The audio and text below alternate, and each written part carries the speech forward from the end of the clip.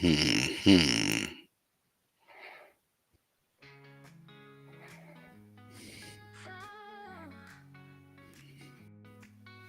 from Flatbush rides the Brooklyn line. Got a swagger shot like a vintage wine. Everybody knows his name from porch to stoop. Hustling dreams in every loop. In the park he starts hits the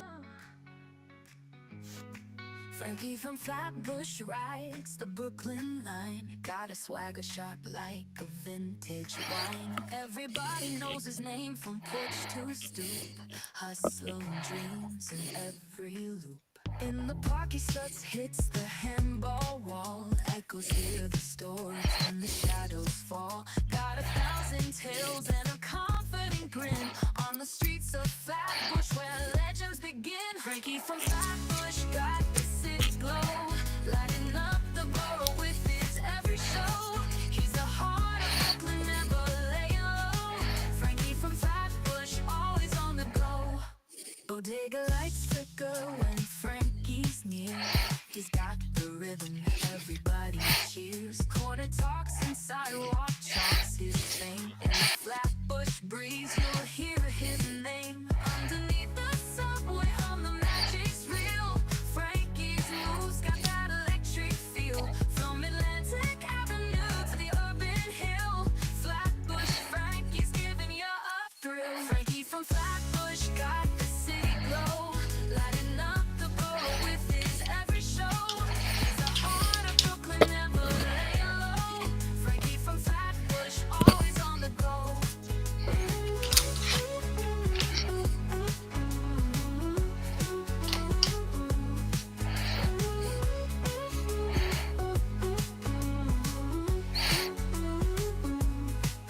Bodega lights flicker when Frankie's near, lighting up the borough with his every show. He's the heart of Brooklyn, never laying low. Frankie from Flatbush, always on the go.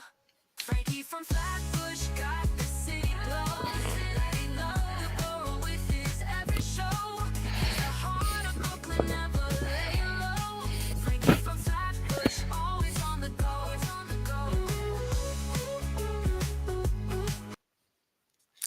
All right, enough of that music. Let me know if you can hear me in the chat. Microphone check, microphone check, microphone check. Let me know if you can hear me okay in the chat and also see me. We do have some hardware challenges this evening, and so we may have to make some adjustments on the fly as we move along tonight. We'll see how it goes. But everybody in the chat, let me know if you can hear the microphone okay.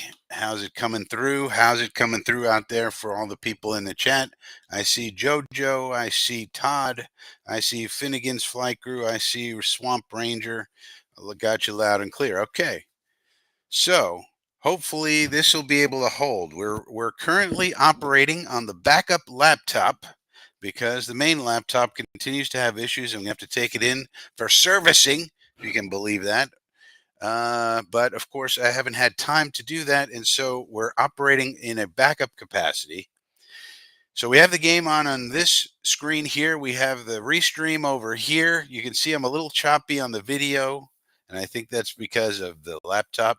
So we're not going to do too much in terms of showing things or things like that because we got the game on here. But if this doesn't work out, then I got another laptop, the tertiary backup, the third string laptop. And maybe I will play the game on that laptop and therefore clear up some RAM or whatever, GPU, some computer juju, and allow the restream then to have more to operate on that and have the game going over here. So how's everybody doing? It's playoff football Saturday. We just got to see the Kansas Swifty Chiefs win again with Kermit McFloppy Flopperston They get all the calls, they get all the everythings, and they are not gonna. The NFL is not gonna let the Kansas Swifty Chiefs lose. I can tell you that much. They are going to the Super Bowl. I would be very shocked if the Kansas Swifty Chiefs are not allowed to go to the Super Bowl by either Lamar Jackson or Josh Allen, one of these people. I don't think that's going to happen. I think they're going all the way. I think the NFL loves one thing and one thing only, and that's money. And when you're talking about the Swifty Army, people who don't know, Swifties are so big and so powerful. It's like having an economy of your own. It's like having the economy of a large nation that you can deploy wherever you want. So right now, a lot of the Swifties are being deployed toward the NFL. And I'm sure the NFL is loving all of the money coming in from Swifty Nation, which is huge. Huge, huge, I tell you. Yeah, the Zach Wilson of computers. Yeah, Finnegan's got it right. Yeah. This was supposed to be a temporary computer, you see, Finnegan. And then I got the big souped up one that was supposed to be able to do everything. That's the one that's giving me the problems. What are you going to do with this life? I tell you, this was supposed to be a temporary because my one that I had right before I left Pittsburgh when I had to move to come down here for the UCF job. Uh, that one conked out on me, and I was about to move, so I just got a temporary one. I didn't want to spend a ton of money. I just got one, to get me by, and then I figured I'll get down here and I'll get a real one, which is what I did. And but then now the one that's giving me the problem is the souped up one. So yeah. So now I figure I got to take it to Best Buy or one of these places, but gonna have to do that next week because I got a lot going on. Announcing this game is Shady Tom Brady, along with Kevin Burkhardt. Of course, I won't be able to listen to what he's saying, thank goodness. But we'll try to keep pace of what's going on with this Commanders Lions game. Now, as Jet fans, we probably want the Commanders to win this game simply because that will move things forward a lot faster with regard to Aaron Glenn and Ben Johnson and everybody who's going to pick apart the Detroit Lions staff and team and front office and everything else.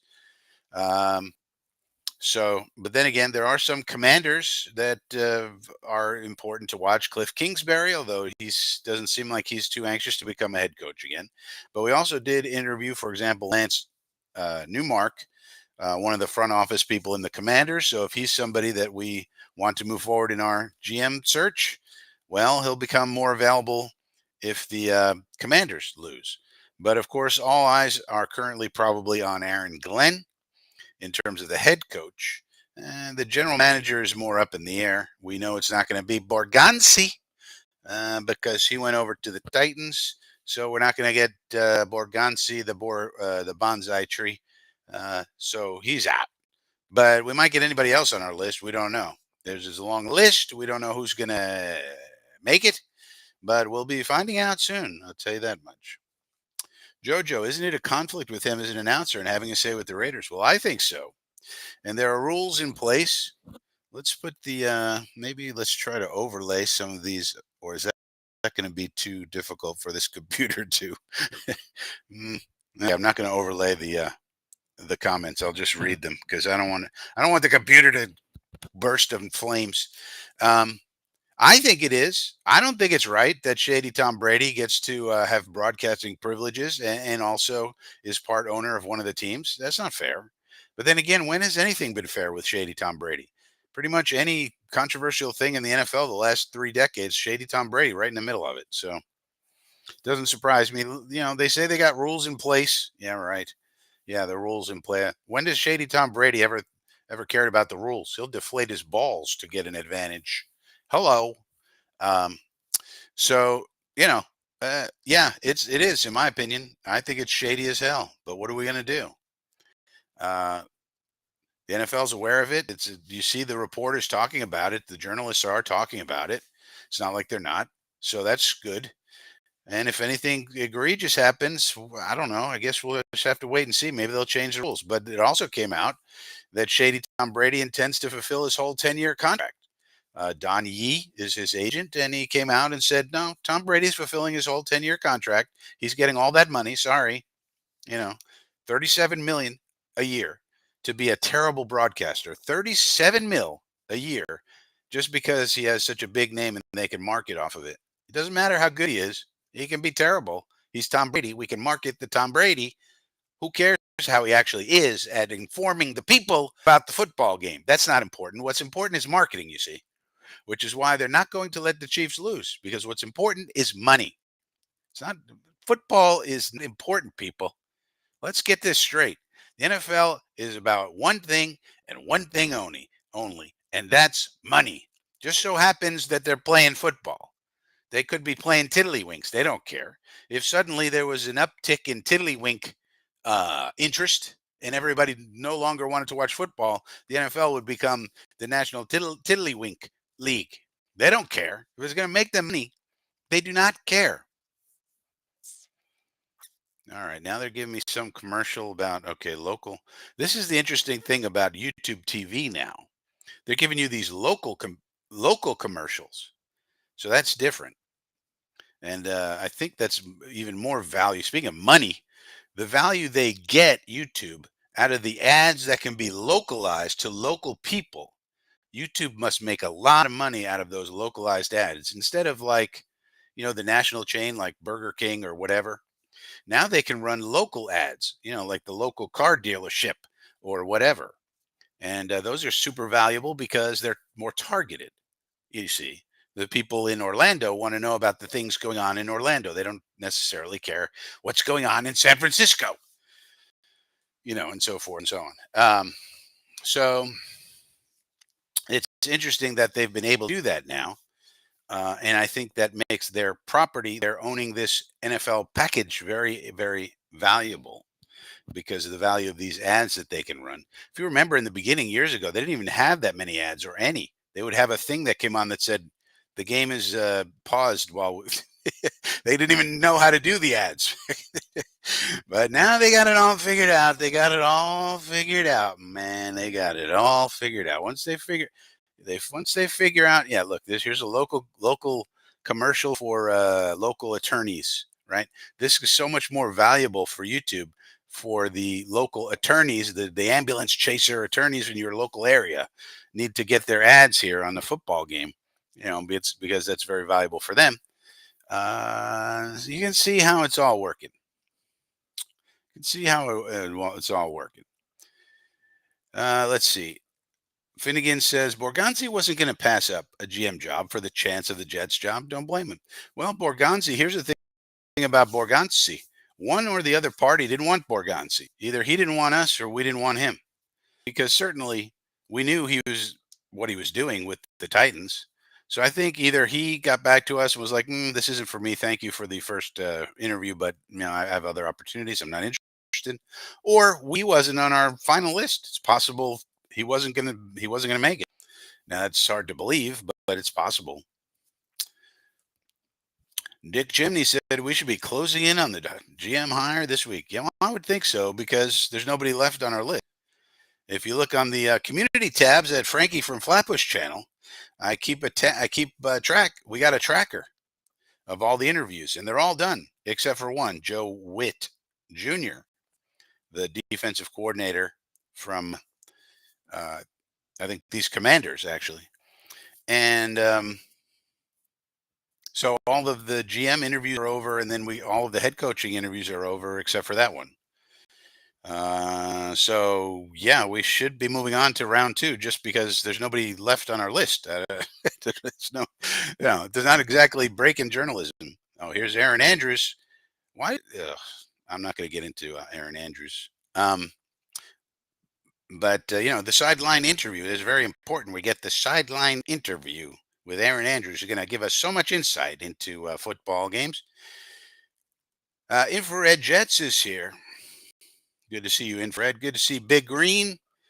Good to see everybody in the chat.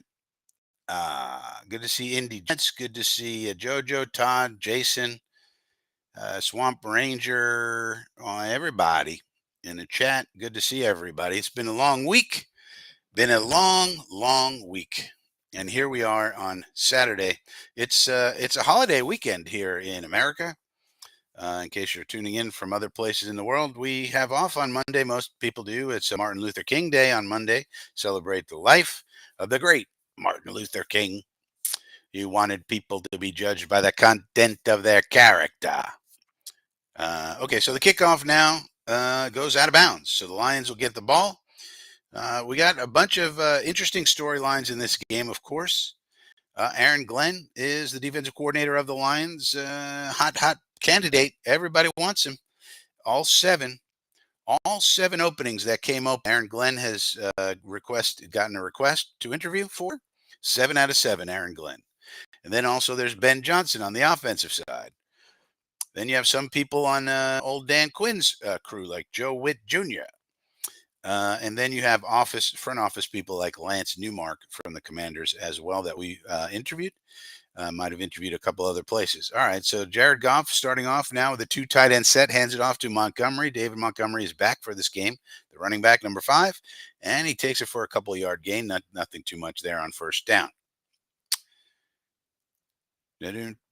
Falcons hired Ulbrich. Is that true, JoJo? For DC? Huh. Is that true, JoJo? Is that breaking news? Let's see if there's breaking news. I'll check. I'll check on my phone so I don't mess with this. Ooh, that was not good. Dante Fowler Jr. Wherever Dan Quinn goes, Dante Fowler's not too far behind. Let's see if there's breaking news on Jeff Ulbrich. That's really, yeah. Falcons hired Jeff Ulbrich as DC. Wow. Well, good for Jeff. I feel kind of bad for the Falcon fans. I believe they're going to be very disappointed in what he does there. I think, but the Falcons, on the other hand, Raheem Morris is their head coach, so they have a defensive head coach. So it's sort of like the situation we had here, where Olbrecht's the DC, but really it was Salah's defense, right? So he's basically going to that, and so maybe that's the idea. We can get him cheap. Okay, he's just basically going to be a lieutenant for Raheem Morris. And their main question is going to be, so Raheem Morris will then run the defense. So that's what they're going to do there, actually. So they should be okay because it's going to be Raheem Morris's defense, and Ulbrich will just be the lieutenant, calling the plays and whatnot. So basically, be the same situation he had with Salah. So they probably got him for cheap, and that's a way to save a little money because Ra is calling the defense anyway, really. And okay, so that kind of makes sense there. Then I kind of like it. I guess. And their big thing, of course, is going to be Michael Penix. Anybody who's seen Michael Penix play, that is an exciting young player. So he just needs to develop a little bit more, and he's going to be really something, it seems like. Now, speaking of young players who are really something, Jaden Daniels coming on the field, number 5. Exciting young rookie. We saw another exciting young player, C.J. Stroud, played a decent game against the Chiefs. Came up short, unfortunately. But then again, anybody would come up short against the Chiefs when you got to play the Chiefs and the Swifties and, everything. So we'll see how Glenn's defense does against this young, really good rookie quarterback. A lot of poise on this young man. Goes back to pass, looks over the middle, wide open. It's his tight end, it looks like, for a 5 or 6 yard gain. Nice little gainer on first down. Looks like Zach Ertz made the play. So second down, about 5. Some scouts had Jordan Travis rated higher than Penix coming out of the draft. I don't really know about that, Swamp Ranger. And Travis higher than Michael Penix. Have they seen Michael Penix throw the football? I mean, McLaurin over to Michael. I was high on Michael Penix the whole time. You watch that kid play; he makes throws. Now maybe they have some injury concerns. Oh no, Amik Robertson is down for the Lions. They do not need any more injuries. Now maybe they were down on Penix because he was injured so much. If you remember, Swamp Ranger, he had a lot of injuries in college. But when he played, I mean, this kid can throw the ball. Like, you can't teach the way he can throw that ball. He has great touch. So I don't think Jordan Travis was that kind of a prospect. Myself personally, maybe some scouts. Some scouts say really dumb things too. Well, you got to remember, just because you're a scout doesn't mean you're a great scout. There's a lot of bad scouts out there. Probably a lot that work for the Jets. God's sakes.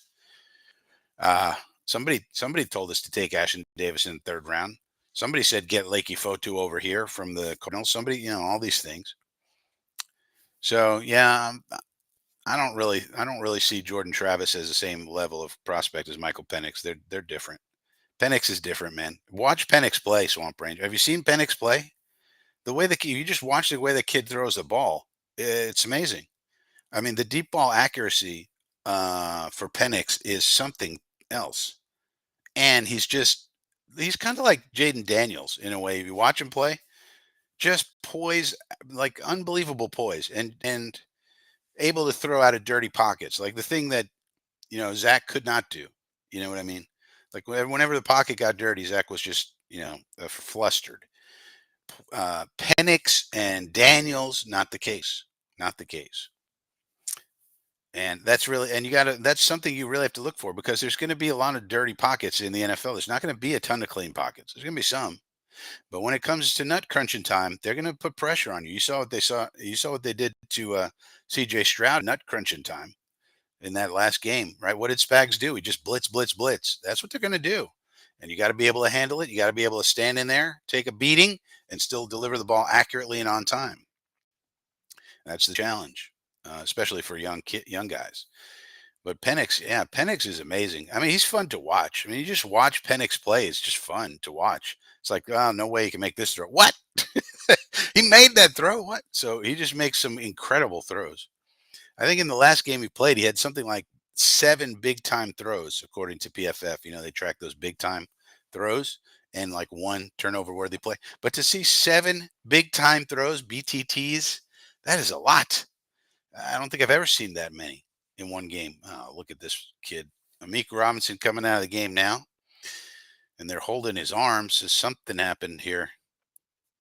Looks like probably funny bone type of thing, but ooh, he's in pain. So this is no bueno. The Lions have had too many injuries, as we all know, on the defense, and so that's the one thing that might hold them back this year. In fact, might hold them back in the game because they just don't have their people out there. Okay, Daniels now goes out to the flat. De'Ami Brown makes a nice play. De'Ami Brown's a free agent. That's a guy we might be able to pick up, maybe. Uh, Although the Commanders might re-sign him after all, but if he gets to the if he gets to the if he gets to free agency, we'll see. All right, and I mean, Jaden Daniels might say, "No, I want all my receivers, everybody who's here. I want to keep them exactly the same. I don't want to change up anybody. What are you talking about? I just had a great rookie season. We're keeping everyone. What are you talking about?" So Daniels now back to pass, dumps it off to Eckler. I think that is nice moves there. And that's what you can do with Austin Eckler, just a nice dump off, and he can get you 20, 25 yards. That's a specialty of Austin Eckler.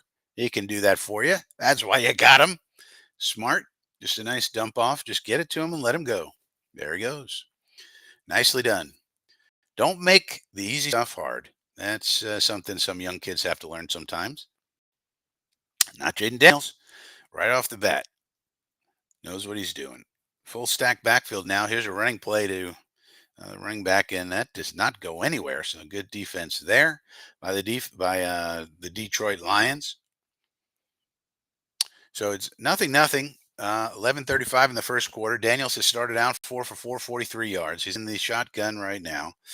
He's got 3 receivers to the right, 1 to the left. So it's 3-on-1. He's got McLaurin to his left. That's his big play receiver. Scary Terry McLaurin. It's a 3-by-1 formation. 1 back now. He moves him from right to left and takes it. And now he fakes the handoff, looks right, can't find anybody, throws it away in the direction of Austin Eckler, but out of bounds. So that play didn't go anywhere. It'll be 3rd down and 9 for your Washington Commanders. Commanders, you look at their offensive line, it's really not a lot of big names. They got Tyler Biadasz from Dallas. Other guys, I don't even know who the hell they are, to be honest with you. So Sam Cosmi, they picked in the 2nd round. That I remember. But other than that,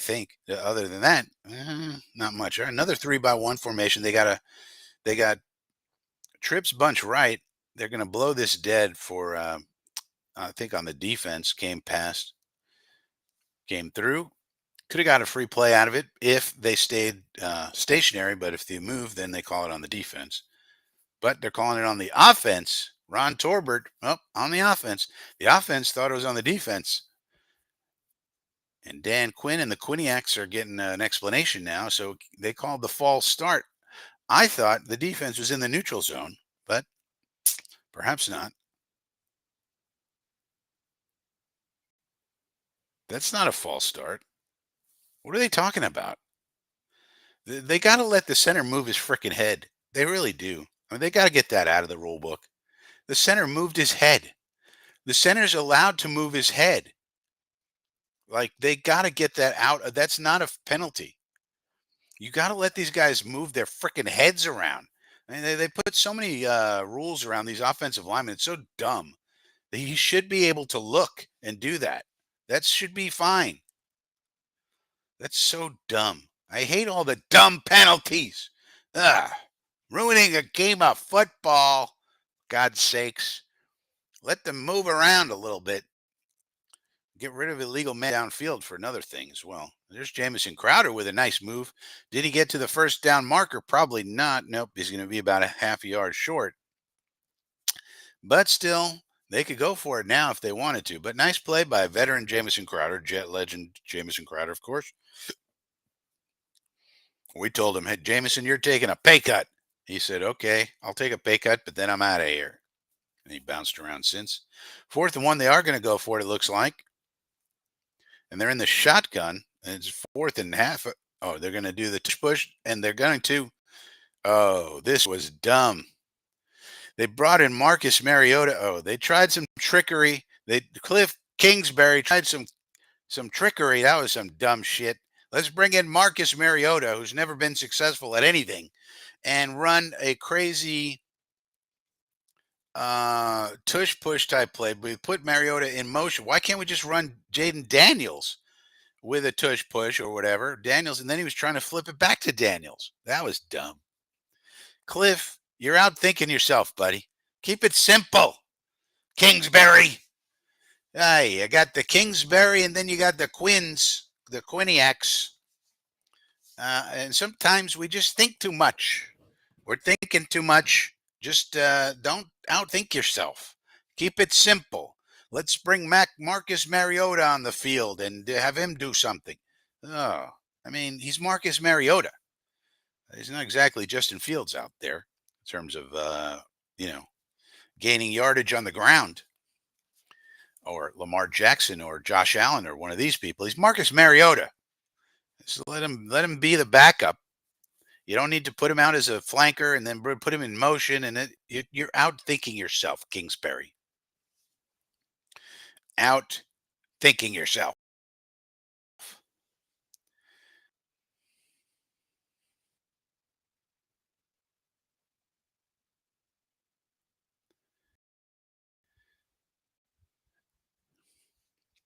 All right, Harlan's here. Good to see you. Yeah, we're trying. We're trying our. We got our backup laptop in place. Main laptop looks like it needs some servicing, so we're trying our best to keep the lights on here. And so that's what we're doing. We're keeping track of this Detroit Washington game, and Washington trying to get too cute. 4th and inches, basically, and Cliff Kingsbury tried to get cute on it, and it didn't really work. Of course, if it did work, it would have been a genius play, and everybody would think, oh my God, what an amazing play by Cliff Kingsbury. But it didn't work, so of course now everybody thinks he's an idiot. That's how it goes. That's how it goes around here. That's how it goes. Some Kansas City game. Harlan, the Kansas City game is over. The Kansas Swifty Chiefs have won. They're going to the AFC Championship game, and I believe they will be going to the Super Bowl by hook or by crook. Don't forget, they have the number 1 seed, so whoever does win between Lamar and Josh tomorrow, any way it goes, they got to go to Kansas City. This was a messed up play. It looked like Mariota didn't know what he was doing. If it was supposed to be a tush push, then that's one thing. But it looked like he was looking back behind, like he wanted to flip it to Daniels, which was be a different thing. And then the running back was doing something different. So that's one of the problems with bringing in personnel who are not for specialty plays. They're not in the flow of the game. They might screw it up. Now Goff back to pass, looks at the deep downfield, finds his receiver on the sideline. That's J-Mo. J-Mo Williams with a big gainer, about 25 yards or so. So we'll see what Ben Johnson has in his bag this evening. We'll see what he's got cooking up for the Commanders defense,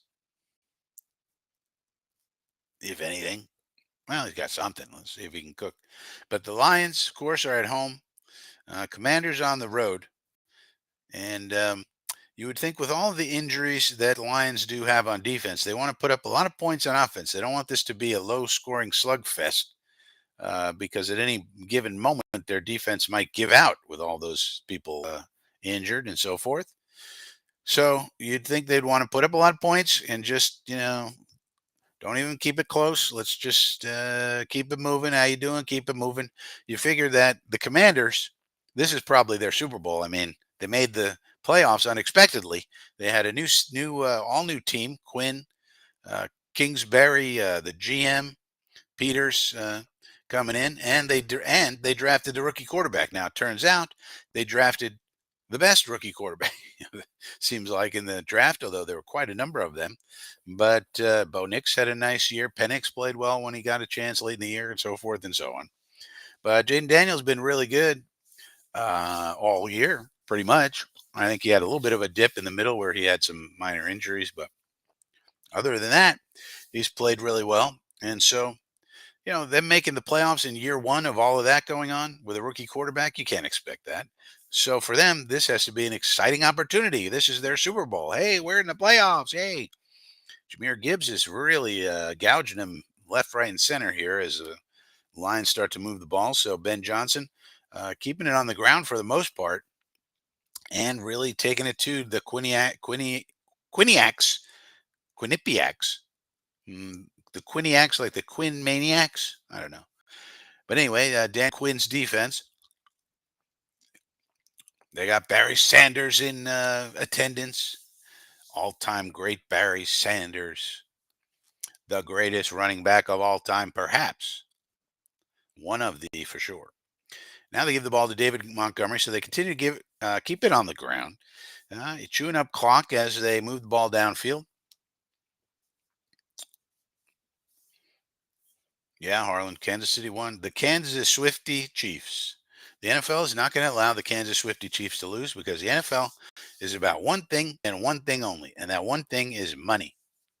And when you realize that the Swifty Army is a nation that can change economies at will, I mean, basically, if Taylor Swift decides to go on a concert tour, whole economies of countries change. It's a whole deal. All right, so Jameer Gibbs, doing a dance. He got a touchdown. You get a touchdown. You get a touchdown. You get a touchdown.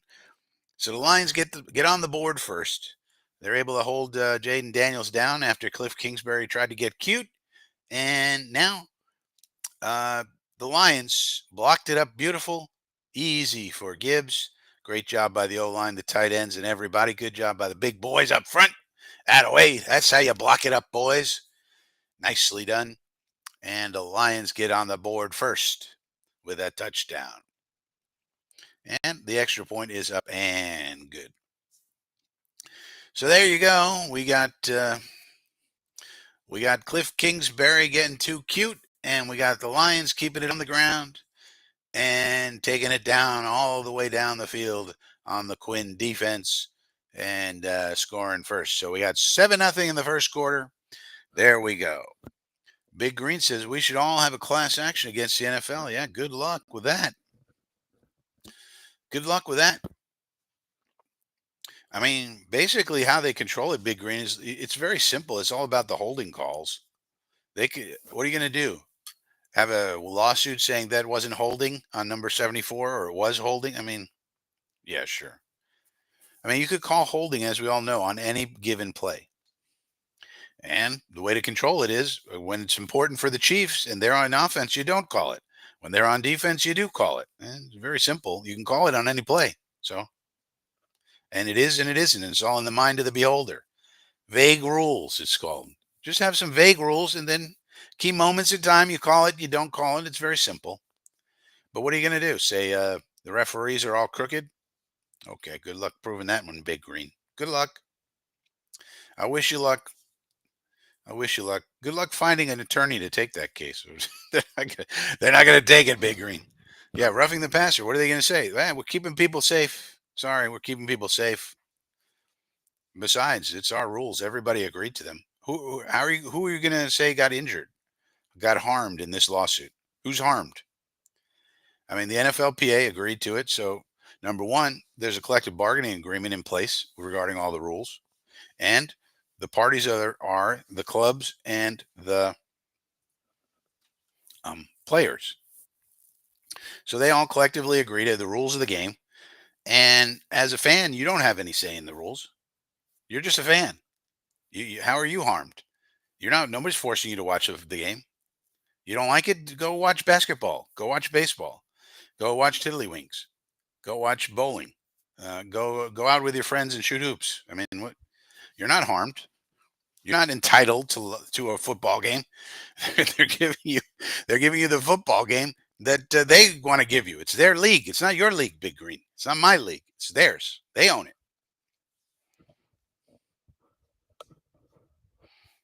My wallet is harmed. I don't think so. I mean, you agree that this is the sport you want to watch, even if you bet on the game. You willingly bet on this game. You know the rules. They put out the rule book. So I mean, the rule book is you could go online, Big Green, and look up the rule book and say, well, okay, what are all the rules of this game? I'm going to bet. I'm going to bet. I'm going to put money on these games. What are the rules being played by the game? Well, you can go look it up. They put it out. Here's the rules, and we hire these refs to interpret the rules. I disagree with what the ref said. All right. I mean, it's judgment calls. Everybody knows that. So I don't think you really have a shot, but go for it. I say, Big Green, go for it. I say go for it, Big Green. Find a lawyer, sue everybody. Go ahead. I wouldn't be too optimistic if it were me. But hey, what do I know? I'm not a lawyer. Maybe you'll be successful, Big Green. Maybe you'll make a lot of money. Sue everybody. Sue this one, sue that one, sue everybody, Big Green. Sue them all. Sue Woody Johnson. Why not? Try it. Maybe it'll work. All right, now we got Jaden Daniels in a full backfield here with two running backs back there, so 20 personnel looks like, and they do a quarterback power with run off the left side. Daniels picks up 4 or 5 yards. A nice little run on first down. Gets a little chippy. Yeah, it's a little chippy. It's a little chippy. Zadarius Smith, I don't think, has played as well as you might have thought he would have for the Lions after they acquired him. They were looking to replace the big man, Hutchinson. And so they acquired Zadarius Smith, and I don't think he's played as well for them as one might have hoped. Now here's a pass to scary Terry McLaurin. Oh, that might be a horse collar. Might be a horse collar. No, they're not calling the horse collar. Jane Daniels, 5 out of 6 for 56 yards so far. So once again, the young man just cool, calm, collected. Very fun to watch player, Jaden Daniels. High percentage, 5 out of 6 for 56 yards so far to start the ball game. Here's an interesting formation. Looks like this is just 21 personnel, but we got a full backfield. Fake to one running back, throw to the other. Didn't fool anybody, though. Austin Eckler and Alex Anzalone, Thor, they call him because of the hair. He comes in and makes a tackle. Very nicely done. Big Green says, I'll settle. Yeah. Maybe you'll get a lot of money, Big Green. I mean, it doesn't hurt to try. Get a lawyer. If he only takes it on contingency, then it doesn't cost you anything. Ask him if he takes contingency, Big Green. That just means if you don't pay him anything unless he wins. See what happens. That way, you're not even at risk for that. You only have to pay him out of the settlement. All right, now they throw it out to Eckler, and that's a short gainer. So it'll be now 3rd and 10. So 3rd and long. So here's a money down for Jaden Daniels. Let's watch him carefully here because it's 3rd and long. Everybody knows they're going to be passing the ball. So when they know you're going to pass it, that's when it's the hardest to pass it. So we'll see what Cliff Kingsbury and Jaden Daniels come up with on this 3rd down and 10 as the Commanders try to come back after the Lions put up the first score of the ball game.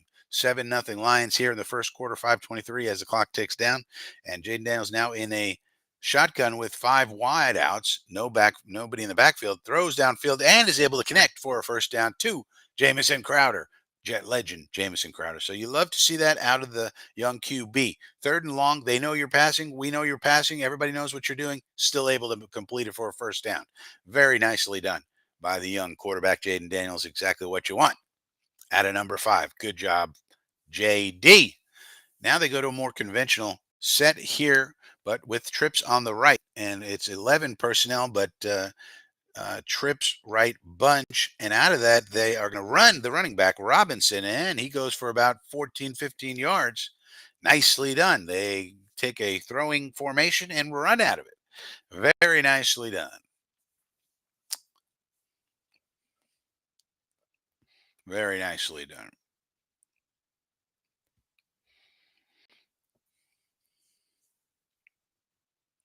But it's interesting because even some of the announcers like Troy Aikman are starting to say some of these calls are ridiculous. Like when Kermit McFloppy is flopping around toward the sideline and all that.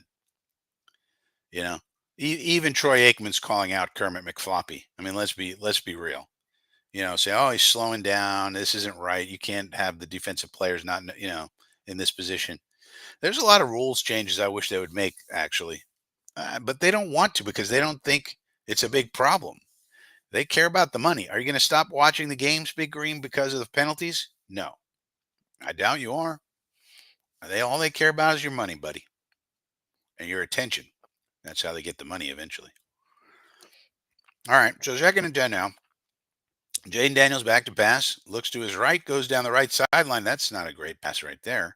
Trying to find Zacchaeus. Zacchaeus, OZ they call him, the man from Oz.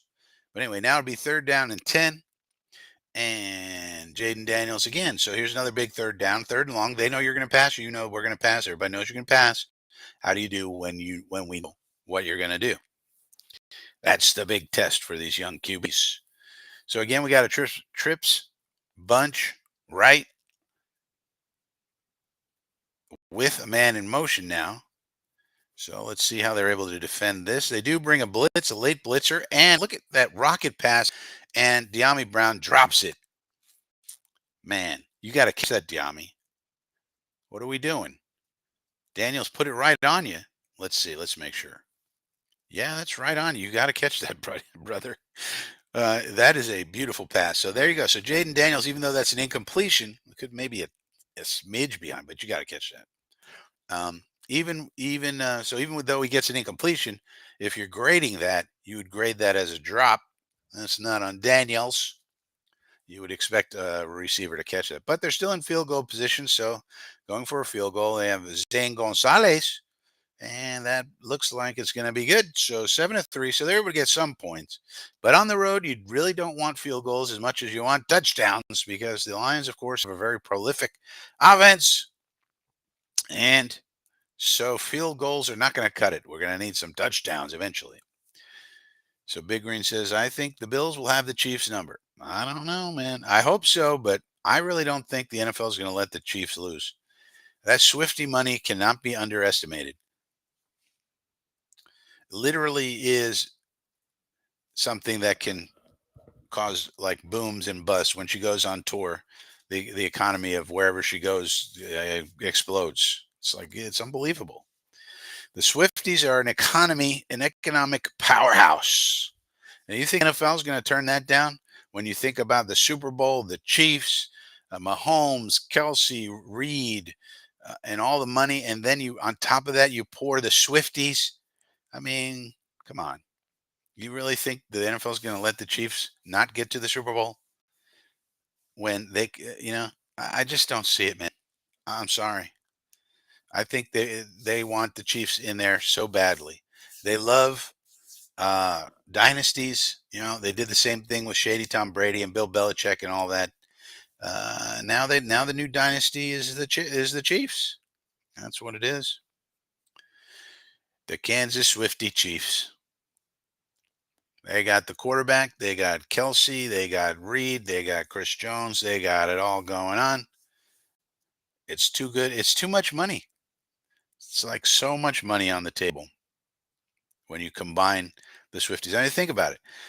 The Chiefs lose. The Swifties are out. You think any Swifty going to pay attention to football the minute the Chiefs are out of it?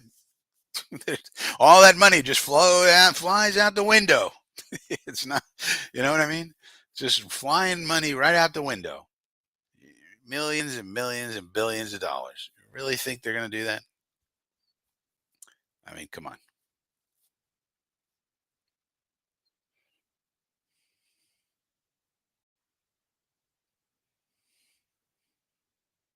What is this commercial? Racing?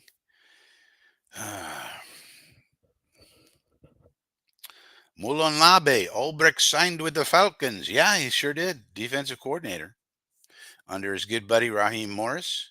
So Ra will call the defense. So it's a beautiful situation for Ulbrich. Basically the same as with Salah. It's Ra's defense. Ulbrich's just there to do what Ra wants. Beautiful situation. So yeah, Jeff Ulbrich will be going back down to Atlanta. So he'll get to coach up a young up and coming team with their young quarterback, Michael Penix. He's got the penal colony working, and we'll see how they do in the coming years. But yeah, going back down where he used to be under Raheem Morris, good buddy. And so good news for Jeff Ulbrich. Happy for Mr. Ulbrich. Nice job, Jeff. Able to land on your feet. Probably Robert Saleh will also land on his feet as a DC with the 49ers, unless he gets one of these head coaching openings, surprisingly. But otherwise, if not, he almost definitely will become the next defensive coordinator for your San Francisco 49ers. All right, so we got the Lions now. Will respond in kind to what they will try to do. So Goff now looking downfield, hits his tight end, Sam Laporta. I support Laporta supporter or not. So he's got a first down. He never drops a pass, Laporta. He's got the hands, beautiful hands. Never drops the ball one time. Molan he'll be missed. I guess. By us? Not by us. He was not a good coach while he was here. I mean, he's a nice guy, don't get me wrong, but he's not exactly a defensive genius. There goes Jahmyr Gibbs. I call him Jamar. His name is really Jahmyr Gibbs. Another big gainer for Gibbs. So Dan Quinn's defense is getting gouged left, right, and center in this ball game, mostly on the ground, but also in the air a bit. Here they had the tight end in the backfield. And nice block by Wright. That's what we need. We need a nice blocking tight end. That's what we need, among many other things. And Gibbs able to get it outside and get a big gainer. So the Lions continued to move the ball extremely well on the ground between Gibbs and Montgomery or whoever you want to put back there. Gibbs already has almost 100 yards total offense. What, running and catching and doing it all. There's a sidearm pass to Laporta. That guy never drops the ball. Has Laporta ever dropped a pass? Oh, Labe, I'm behind you, buddy. So please do not forecast or tell what happened when I'm behind. Seems like I'm always behind. Now, it would probably be Laporta who fumbled after I was saying this guy never drops anything. Why should Kelsey retire? He's playing at a high level. Who said Kelsey should retire? So they're at the 20-yard line. Oh, it's Montgomery. No, he's down.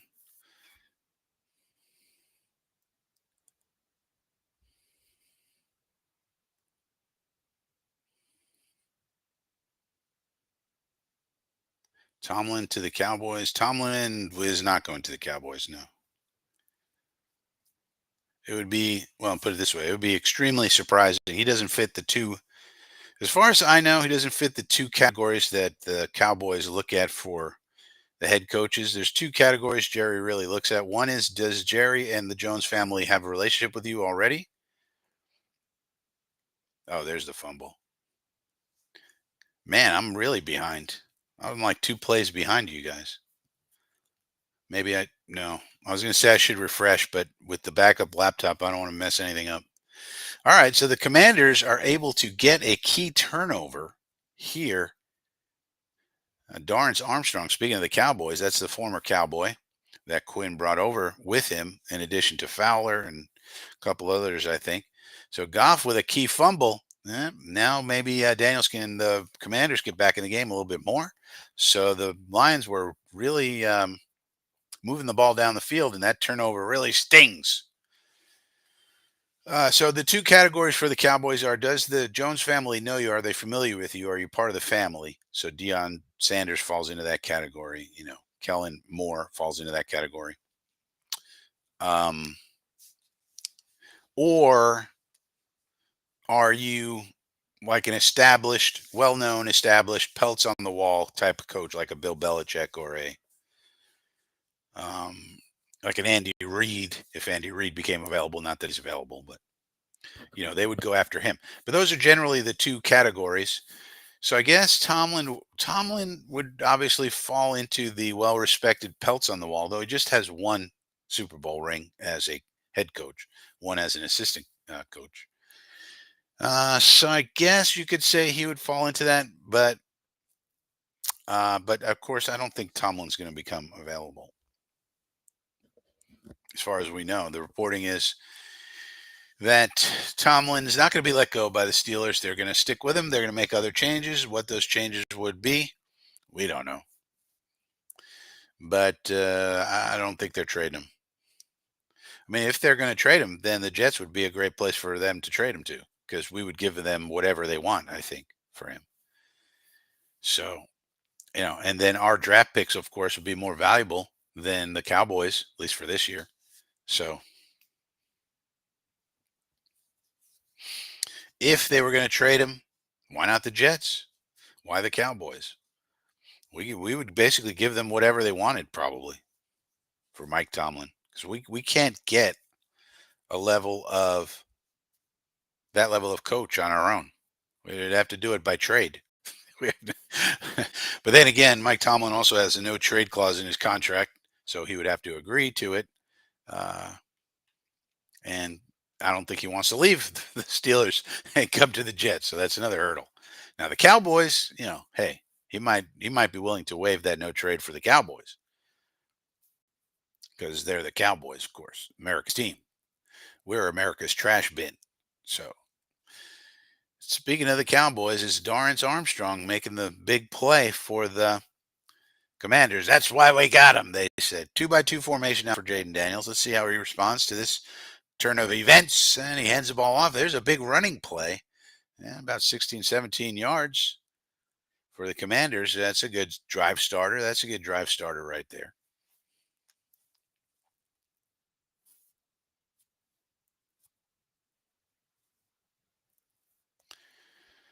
Let's see how the Lions defense responds here. The much injured Lions defense. Brian Robinson has 2 rushes for 29 yards. That's a good average.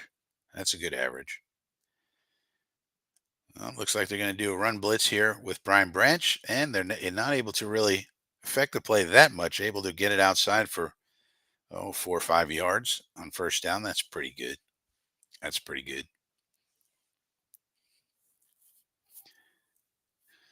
Oh, I didn't see the clown emoji the first time, Mullen Lobby. I thought you were being serious. The little emoji didn't come through originally. We're working with backup laptop. We're working with inferior equipment this week. Unfortunately, I gotta get my other one fixed. I guess it's not working properly. So we're working with backup equipment here on the Frankie from Flatbush channel. We're not exactly professional grade here, in case you didn't know that. We're not exactly professional grade. We do our best. We try, but you know, things happen. So I'm gonna have to get that one fixed. So that's gonna have to wait till next week. I'll maybe bring it in somewhere, and hopefully they can fix it if they still do that these days. Who knows what's going on? uh, with these computers. But otherwise, we're working with this backup laptop, and so not everything works as you might want it to. And that's just the way it goes. You're on 56K apparently. I don't know what I'm on, Mola Lobby.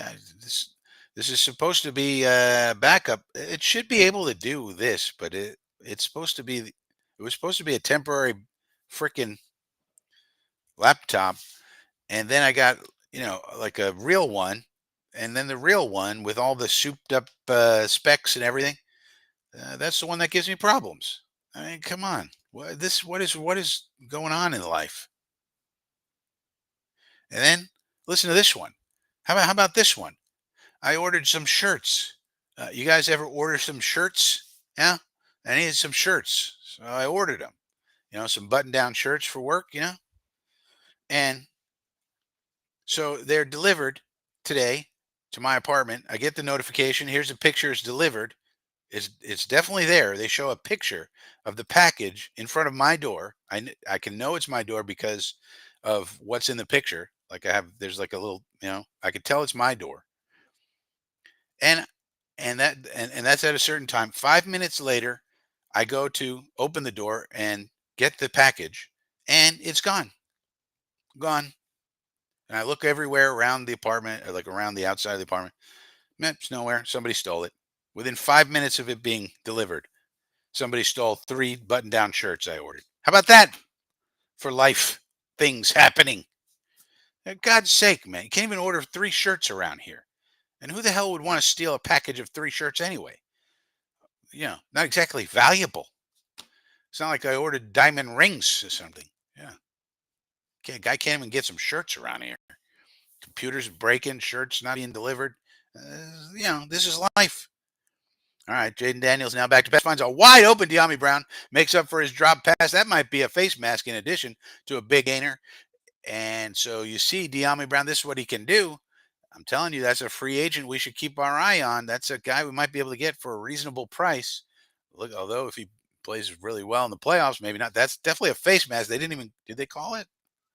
I don't even think they called that. It definitely was. Here's an RPO with Daniels keeping it. There's a horse collar. They're probably not going to call that. I mean, why keep things consistent when we could just have inconsistent penalties all day long? Uh, yeah, just a long developing passing route, and the key was, of course, the great blocking by the boys up front. Again, nothing happens without the big boys up front. They're the most important. Allegretti, now they got him from the Chiefs, so I guess he's done well for them. You wondered coming over, he's sort of a backup with the Chiefs, and he's done himself well. So now here's a play action with Daniels on the move. He just keeps the ball. He's like a little bit of a Lamar Jackson Jr. with his movement skills. Very quick, fast. Not like Lamar, of course. Junior version, but still very effective. And I think you got to have that in today's modern NFL. The mobile quarterback is such an advantage, especially if they have a good idea of when they must run and they're not run first. They'd prefer the pocket, but if you force me to, okay, I'll run. That's the kind of guy you want. All right, 3rd down and 3 now, inside the 10-yard line, about the 9. So Daniels in the shotgun. He's got a guy in the flat. He doesn't like it. Moves to his right. Doesn't like that. Now he throws it to his right. Incomplete. So now what are you going to do if you're Dan Quinn? 3rd down and 3. It's 4th down. You're going to kick the field goal, get within a point, or are you going to be aggressive? Looks like they're going to be aggressive. 4th down this season, 20 out of 23. All right, but they got plenty of time. Okay, so they bring in 2 backs. They got McNichols and Eckler in there. So we got basically a 21 formation here. They move Eckler up toward the line. That's an interesting alignment. Now they move him out wide. All right, let's see what this is all about. They do snap it, and they're able to find the tight end. So again, look at this play by Jaden Daniels. 4th down, gotta have it. Nut crunching time. He's in the shotgun. He barely gets the play off, but he does get it off and under fire finds the tight end for the first down. So to me, that is excellent quarterback play. Seems simple, but it's fourth down. It's nut crunching time. He knows exactly where he needs to go. He's getting a little bit of pressure, and he finds his man on time, on target. That's just high quality stuff, I think. That's high quality stuff, man. This young man is just top. He's just really good every time I watch him. Now, maybe I haven't watched his. Oh, there's a bad throw. As soon as I start praising the guy, all right, everybody has a misfire every now and again. Uh, but I mean, that's the sort of stuff you like to see. Nut crunching time. What can you get done? And everybody knows what you're going to do. Can you still get it done? That's big time stuff, in my opinion. That's big time stuff. All right, now second and goal. All right, we got a 3-by-1 formation with it, actually a 3-by-0, but the tight end is on the right hand side, but he's in line blocking. Now they do an RPO with Daniels on the move, so they try for the quarterback run. That does not work. Kirby Joseph took him out. They're taking exception to the tackle, but I think it was fine. I think everything was fine there. Coleman, get back into the huddle. Let's go. I mean, the guy's stiff arming you. What do you want him to do? He just pushes him out of bounds. You know, once you start protecting these quarterbacks, it gets to be a little much sometimes. What do we want these defenders to do? All right, now it's third and goal. So again, nut crunching time, because you really wonder if they're going to go for it on fourth down if they don't make this. Daniels with a sort of weird play action now, throwing to the back of the end zone. If they're going to get yes, they are going to get a flag on that as McLaurin went down. So now it'll be first and goal from the 1. Kirby Joseph in the coverage. No bueno. Took him down. We need to see the replay to see exactly what went on, but it seemed like he dragged him down. Let's see. Did he? Not really. I don't like that. Oh, he's got the hand right there. Okay. I mean, it's not terrible, but I think he flopped. That a little bit floppy. That was a little floppy on my opinion. My opinion, a little floppy. A little floppy on Scary Terry's part. He had his hand on his shirt, but you can have the hand on as long as you don't tug or change the direction. But if you then flop, then it looks like, looks like it. So first and goal here out of the shotgun. We're going to give it to Robinson. He's not going to get there. He's not going to get there at all. So now we got second and goal. So Kingsbury has been bogging down here in the low red zone. So Kingsbury has not dialed up the right kind of plays you need in the low red zone to take advantage of that field position to get a touchdown, at least so far. So let's see what he's able to dial up here. As it is second and goal. They got Austin Eckler in the game. They got Robinson. They got two running backs in the game. So he likes his 21 personnel. That's for sure. There we go. Give it to Robinson. Power up the middle. He's got it. That's a touchdown. Washington takes the lead. Commanders. There you go. Kingsbury versus Glenn. And Kingsbury got the better of him that time. We're just going to run a power here. Good blocking by the boys up front. Running back stays on his track. That's what you need. Good job, offensive line.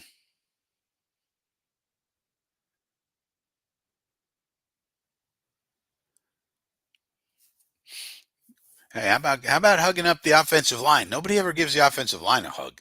And they give the running back a hug, the quarterback, the wide receiver. One of the guys is down now too. God damn it. God damn it. I hate these friggin' injuries. I mean, one thing you should file a lawsuit about, Big Green, is these injuries. Now, here's something, Big Green, that you could have a real lawsuit on. What you could say is, this actually could work. You say the injuries in the NFL are a fraud on the consumer because the consumer believes that they're watching a product that is not actually what they want, that they were sold and told was going to be the product. In other words, when Aaron Rodgers gets injured, are the Jets really the Jets that we thought they were? No. When when Dak Prescott gets injured, are the Cowboys the same Cowboys that we thought we were going to get? And the way you would state your claim is that the NFL is not doing everything it should and can do, given the enormous financial might that it has, to prevent the injuries to the greatest extent that they possibly can. And you can say that is fraud on the consumer. And one of the pieces of evidence you use is the stupid um, field turf fields.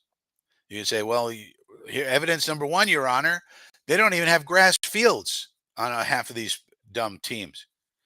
They're using frozen concrete to play on, and that leads to wear and tear. Here's all the data. But could you could could reduce injuries by 40% by going to all grass fields. Look at the way that Buffalo's doing it, for example. If there's any objection, we can't do it. It's too cold. Look what Buffalo's doing. They're putting grass in Buffalo. Here's how to do it. There's a way to do it. No problem. We know how to do it. This isn't the old days. We have the technology. And that's a lawsuit you might be able to actually win. Now, is it likely that you win it? No. No. But it might be worth a shot. It might be worth a shot because and these injuries really are problematic. And the NFLPA might join that lawsuit, for example, and provide supporting evidence and amicus briefs and whatever else kind of briefs you can do. Sam Cosme injured. 6'6", 309 out of Texas. Somebody fell on his legs at Darius. Smitty.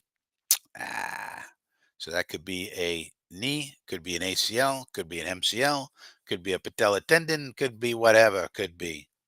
God damn it. I hate those friggin' injuries.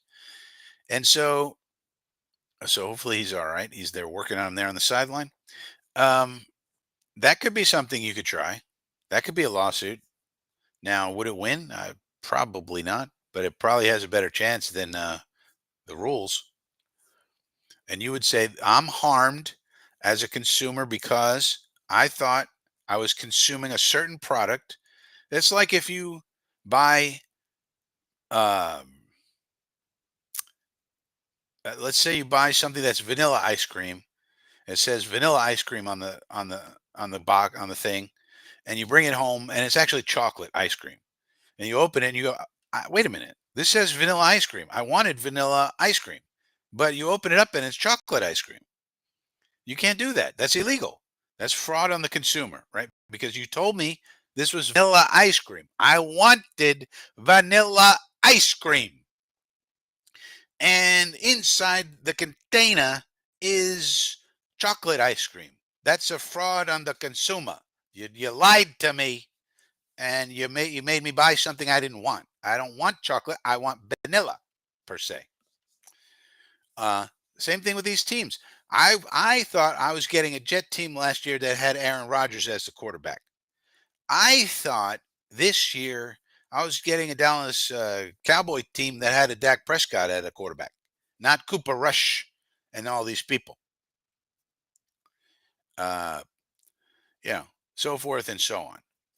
And you can make the case. Now, I'm not saying you're going to win, but yeah.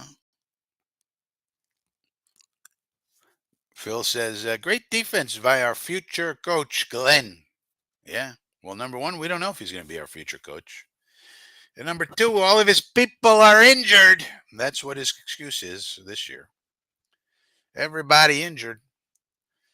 And also, let's see how the rest of the game goes. You can't judge on a drive-by-drive basis. You gotta see how the game goes, and then look how the season goes, not just one game.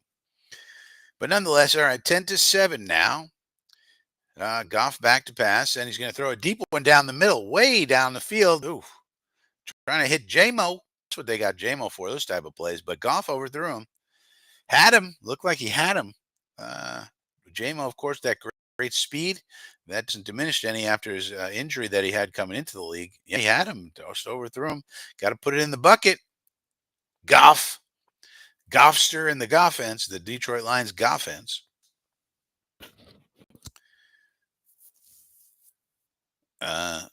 Now we got 12 personnel. I do like the way they use tight ends in this offense as well. Monra St. Brown with the catch near a first down marker, but it'll be third down and short now as Ben Johnson, who didn't apparently did not want our position, but is apparently considering the Raiders' job, even though they have no quarterback. They have a meddlesome owner, but they also have Tom Brady on the owner as a partial owner, minority owner. So I guess he's going to do some shady Tom Brady stuff for Ben Johnson, and so he's considering the Raiders. Didn't want to consider the Jetsies though. Anyway, Goff now back to pass, looking downfield. That's not. Oh, holy smokes! How did he complete that? I was like, that's overthrown. What? I don't really like this celebration that the Lions do. Is a little unseemly. It's a little unseemly. I'm not sure what it's referencing. Oh, there's a flag on the play. Holding defense. All right, we don't need to know that. It's not. It doesn't matter. Get out of here. Let's take a look at this catch by St. Brown. Holy smokes! I thought and this is good coverage. I was like, there's no way he's catching that. Oh, nicely done by Amon-Ra, the sun god. His father was a very famous bodybuilder. All right. Now we got two tight ends in the formation, but they're tight on the line here. This is 12 personnel. And they hand it off to Gibbs, and they're able to run out of this. So nice blocking up front. That's another thing you got to wonder about Ben Johnson. I mean, this team has an amazing offensive line, including one of the most versatile offensive linemen around in Penei Sewell. Any team he goes to, the Raiders, the Jaguars, they're not going to have these people. So how are they going to do without such a foundational piece as a great offensive line? Something you'd have to wonder about with Ben Johnson.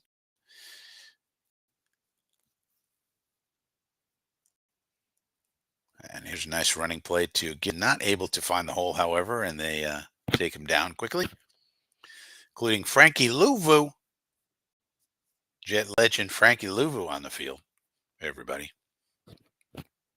Jared Goff on the game, 6 for 8, 103 yards. Lions only so far have 7 points on the game, 8:43 remaining in the first half.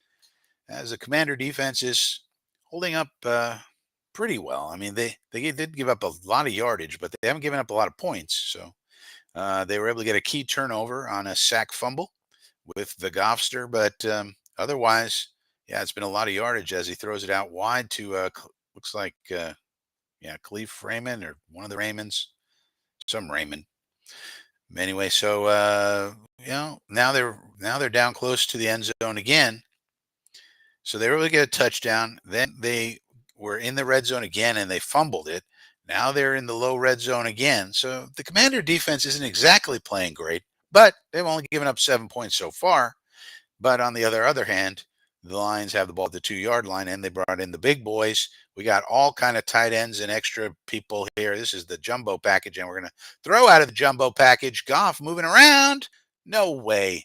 Get out of here. That Laporta is something else, man. They brought in, I think, 3 tight ends. They probably brought in their extra. I don't know what this is going on here, but what a catch by Laporta. It also helps when you have a guy who has Velcro for hands. I mean, this guy is something else. Goff able to escape the rush and get it off. And then this dude makes a one-handed catch. That's a tight end. A one-handed stabbing left hand into the body. Oh, boy. What a catch. That is something else. Man, oh, man. Yeah, probably the best line in the NFL. One of them. I mean, they're top 2 or 3 for sure. You might say the Eagles maybe are better. Or, that is some kind of play by Laporta. He has got Velcro for hands. He got to stick them. And now it's 14-10. So really, the Commander defense has not been impressive in this game, other than that sack fumble, which has really kept them in the game because the Lions were really driving on that drive as well, and really we're headed toward points. So that sack fumble really has kept the Commanders in the game, and then The Commanders have been able to do well enough on offense to stay in it. So 14-10 right now. So those are the questions I would have for Ben Johnson. Like, all right, if you're coming to the Raiders, let's say it doesn't, the Raiders, the Bears, the Jaguars seem like the three he's most likely to get or want. And if you're with the Raiders, it's like we don't. You do realize, Mister Johnson, we don't have an offensive line. We don't have a quarterback. Our best wide receiver is a tight end. We got Jacoby Myers and Brock Bowers, and that's about it. I got some other people, but nothing great. The O line does not compare to the Lions in any way, shape, or form.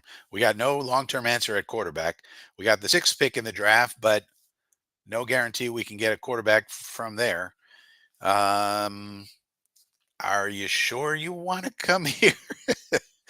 This is a guy who's supposed to be selective, but because Tom Brady talked to him. Oh, Tom Brady talked to him. Oh, but Tom Brady's not going to be the quarterback.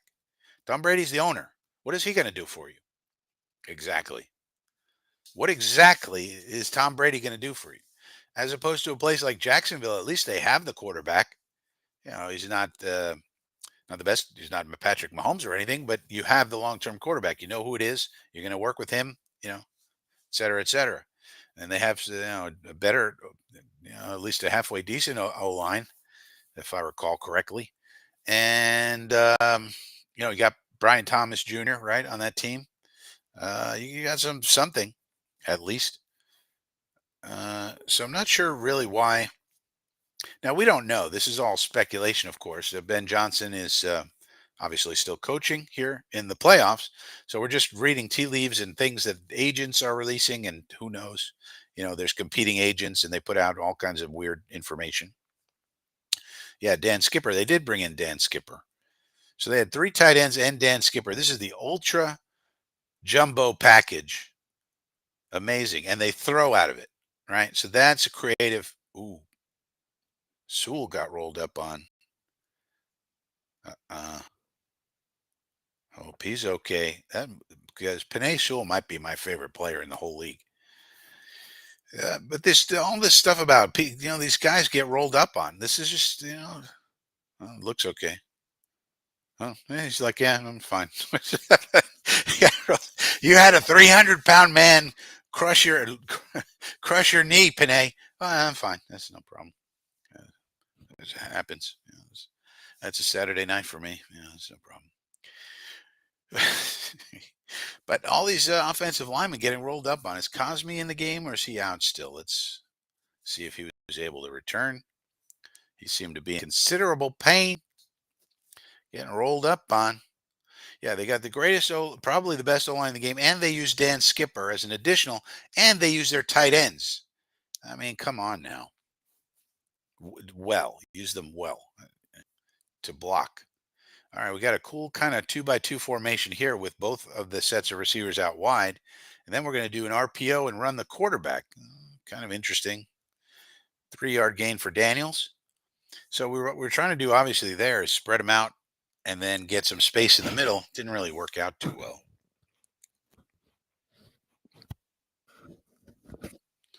Phil's going to be negative about Aaron Glenn. Every time the Commanders do something, hey, Aaron Glenn.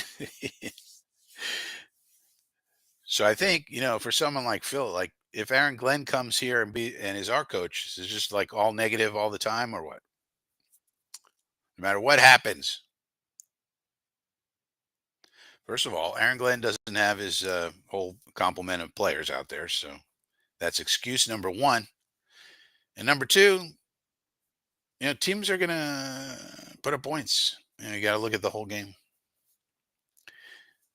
But then again, I can always say he doesn't have his players. What do you want him to do?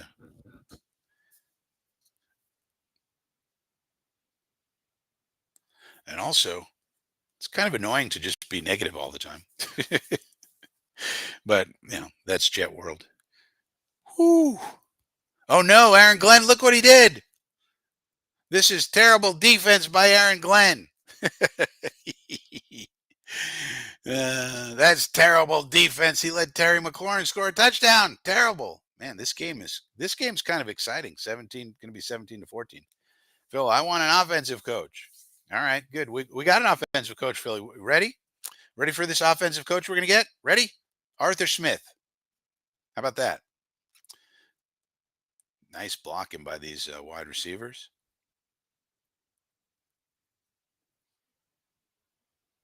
Well, even if we get an offensive coach, we're still going to have to play defense one way or another. But offensive coach Arthur Smith, he's available. Would you like him? He's an offensive coach. How about Mike McCarthy? He's available. Would you like him? No, no, we don't want those guys. But they're offensive coaches. We want a different offensive coach. All right. Big Al says the Jets should look at the makeup of both offensive lines tonight. The makeup of them. Well, what we want, Big Al, is a really good offensive line. That's what we want. That's the makeup we want. A really good one. We had an okay one this year. Hopefully Olu makes some strides. We got 4 out of 5 spots picked. Yeah, Phil's puke. So basically, Phil, no one's good enough for you.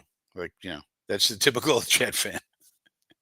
Mike McCarthy goes to the playoffs almost every last 4 years, 12 wins, 12 wins, 12 wins. Then this year, I think he had 7 wins with Prescott out. Not good enough. Not good enough. Super Bowl winner with the Packers. A lot of success with Aaron Rodgers. No. Not good enough for us. Nope. Can't have him. He stinks. Gruden is the guy. Yeah, Gruden is the guy, but they're not going to let him back in, apparently. Now, I would like Gruden, but what kind of movie is this? But I guess they're not letting Gruden back in because he's not interviewing anywhere. And he signed up to do all that weird barstool stuff. What kind of movie is this? Uh, he signed up to do all that crazy barstool stuff. And I don't think he would have done that if he knew he had a shot at some of these jobs. Like he was doing that. He was doing his YouTube channel, and that was really good for reminding people about how smart he is. And then, so I was like, all right, maybe he's just reminding people how smart he is because then he could get some interviews. But then he signed up to do all the Barstool, wacky stuff, which is good marketing and good for Barstool, but it's not good to say this is a serious candidate for your head coaching position, John. So I think at that point he knew, all right, they're not letting me back in. I better maximize this media stuff, if I want to do anything in football, I guess. So I would like Gruden. I think we should have talked to Gruden, but we didn't, and nobody did. So that tells you he's probably on the outs of football in general.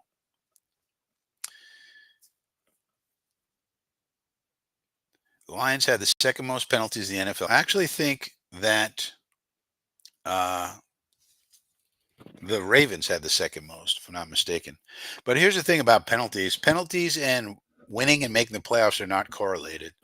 So the thing about penalties is the good teams overcome their penalties and the bad teams don't. There's no correlation with winning and penalties. There's teams with high penalties who make the playoffs. There's teams with high penalties who don't make the playoffs. There's no correlation. So the good teams overcome their penalties and they're not a big deal. The bad teams use them as an excuse and say we can't win with all these penalties. It's really not a big deal for the most part. Because the Ravens are a really good team. The Lions are obviously a really good team. They have a lot of penalties. They just overcome them for the most part. This is an interesting.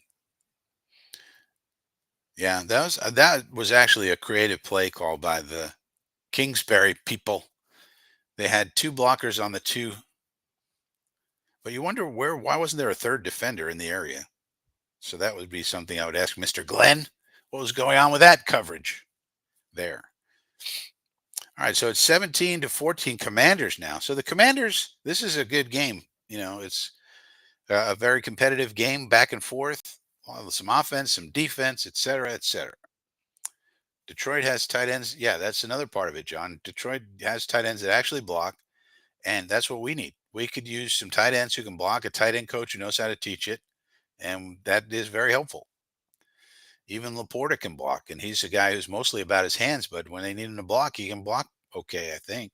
like he's in line right now. Um, he's mostly known for his hands, of course, and now he is going out for, well, it's kind of blocking. Can you believe Ulbrich is third most favored to be the next head coach for the Jets? Well, John, you apparently missed the news. Uh, Jeff Ulbrich has been hired by the Atlanta Falcons to be their defensive coordinator. So whoever's putting him third most favored, I don't know where you get that information, but whoever's saying that, apparently that's down the drain because he's now the defensive coordinator for your Atlanta Falcons. So that's over. He was never coming back for Jets though. So whoever was saying that was incorrect, or people that bet money. Goff. Oh, Ben Johnson. Ben Johnson stinks because Jared Goff just threw an interception for a 6-6 touchdown to Martin, whoever that is. Ben Johnson career going down the drain. Oh boy, look at these Commanders. How would it feel to be a Washington Commander fan? Can you believe this? I mean, it must feel so unbelievable. They must have like full body orgasms every single day of the week. I mean, look the way this team's playing, and they were suffering for so long under Daniel Snyder, that idiot, right? They had the worst owner in sports. Not only was he a jerk, not only was he meddlesome, he was also sexually harassing everybody and all this stuff, allegedly, and all kinds of shady business and all this nonsense. And they had to suffer with that guy as their owner, that buffoon. And on top of that, the team was bad. The stadium was bad. Everything was bad, bad, bad, bad. They could never get a quarterback. Frankie Louvu took out Goff on a block. Had a boy, Frankie. That's what you do. To block somebody it was a legitimate block. But anyway, the Commander fans, they had to suffer through a name change. We were called the football team. They didn't even have a name. And now they get a new owner, a new general manager, a new head coach, a new offensive coordinator, a brand new quarterback, a rookie into the league. And what happens? They go to the playoffs. Playoffs? Yeah. And now they're playing the Detroit Lions on divisional weekend.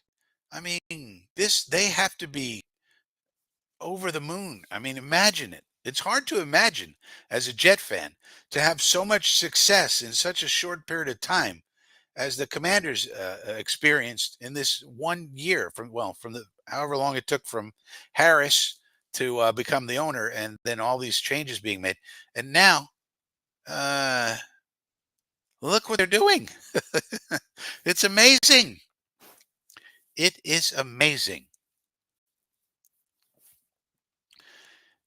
So I guess there's some hope, but I don't think Woody Johnson is going to do all that kind of thing. I mean, look how long it took for the NFL to get Daniel Snyder out of this league when there was so much crap going on. They had a report done. They had Congress involved with this. They had to get Congress involved and talk to Congress about this guy and the workplace and this, that, and the other thing. And and it took them forever to get this guy out of here. Finally, he decides to sell the damn team, and they get a new owner, new GM, new head coach, and they draft Jaden Daniels with a second pick, and he turns out to be the one. Oh my goodness. Imagine. I mean, it's like they hit everything all in one. It's just incredible. But I don't think that's going to happen with us. I mean, because how are you going to get Woody out? How are you going to get Woody out? Exactly. How? You can't. You can't. So the Red Hat's talking to Goff, so they're looking at a concussion for Jared Goff. The Red Hat is the independent neurological specialist that the NFL and NFLPA jointly agreed to. He's the guy who handles the protocols. Concussion protocols. And so now this is interesting. The Lions are on offense without Goff. I think that's a legal hit, although he did lead with his helmet, which is not great. You could say he led with his helmet, but I thought he led with his arms, but he kind of also led with his helmet. So now who's the backup? Oh, Teddy. Holy smokes. Teddy Bridgewater's in the game, everybody. Isn't it? Isn't it Teddy Bridgewater? Or is it Hendon Hooker? Is this Teddy Two Gloves? Holy smokes. Yeah.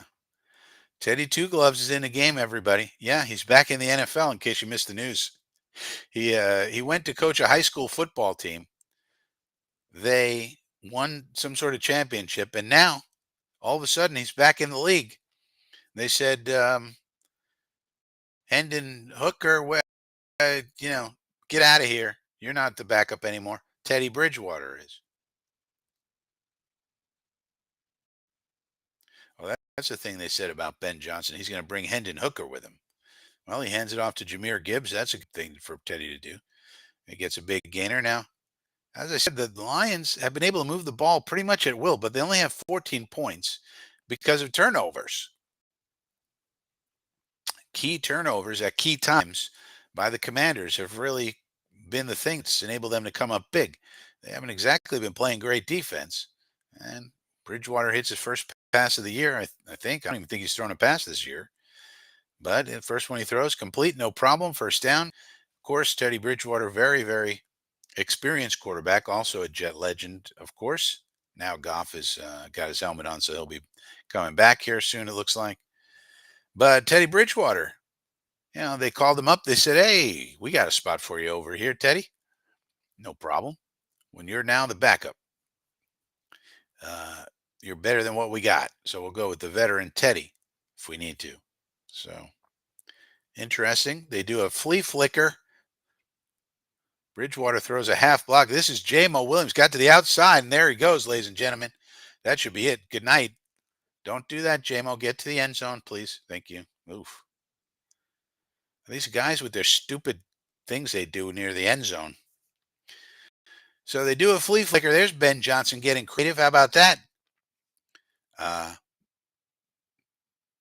So Ben Johnson was a dunce when Goff threw the interception, and now he's a genius because Jamison Williams just took not a flea flicker, a reverse, all the way to the house. End around reverse. Teddy Bridgewater getting in there in the way of a couple of people. Yeah, gotta love it. As soon as he sprinted back toward the middle of the field, he knew it was over with his speed. So then he got a little crazy with the celebration. We don't need to see that, J-Mo. We don't need to see any of that. Barry Sanders is in the house. We could take a lesson from Barry. Just hand the ball to the official. Move on. So a big play there for the Lions. Now they're right back in it. This game's pretty entertaining. Gotta say, this game's pretty entertaining.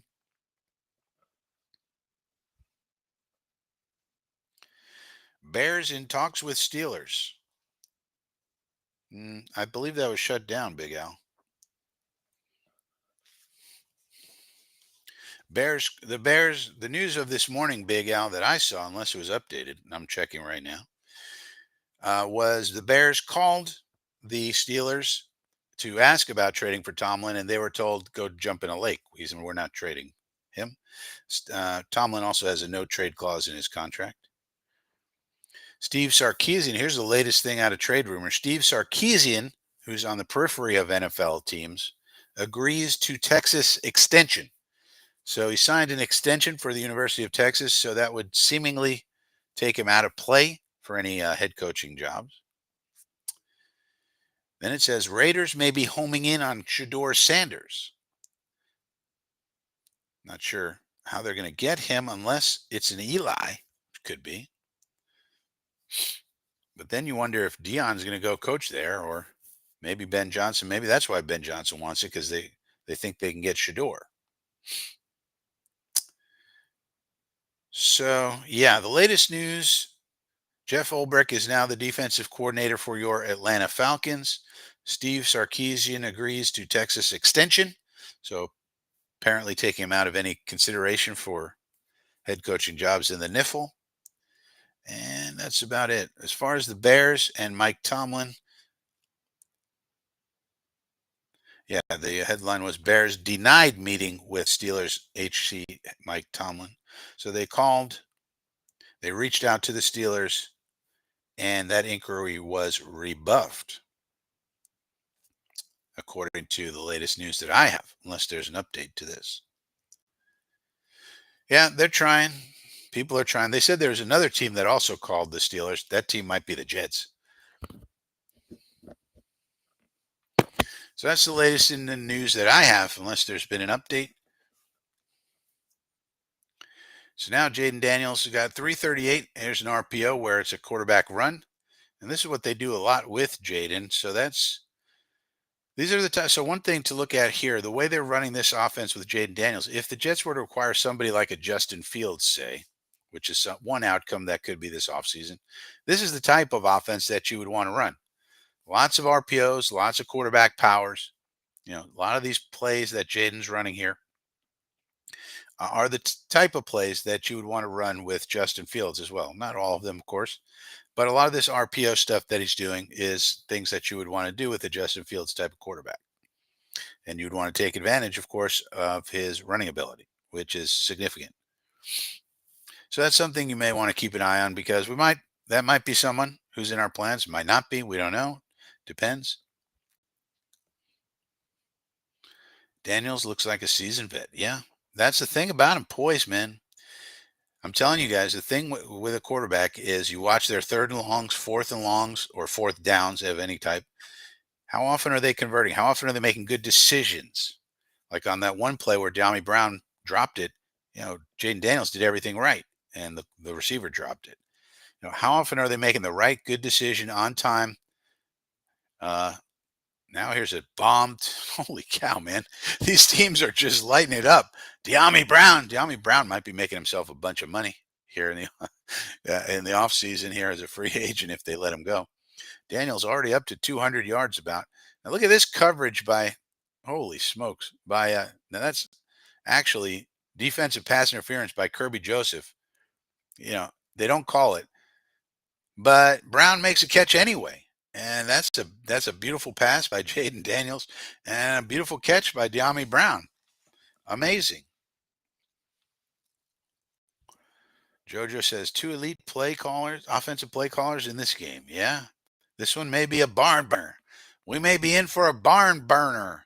And after watching so many games on this channel where it was terrible quarterback play, whether it was Caleb Williams or Russell Wilson, or we watched a lot of games on this channel, not the Jet games, where the quarterbacks really weren't playing well, whether Spencer Rattler, Russell Wilson, Caleb Williams. We watched some bad ones. Now we're watching some good ones. So this is kind of fun. And of course, people are going to say, well, look at Aaron Glenn. He stinks. What about the Commanders DC? Of course, Dan Quinn is thought of as the defensive mastermind of the Commanders because he's a defensive head coach. What about that guy? Giving up too many yards, giving up too many points. Well, hey, happens to the best of them. And at least Aaron Glenn could say, I didn't have my guys. What do you want me to do? Everybody injured. All right, but I mean,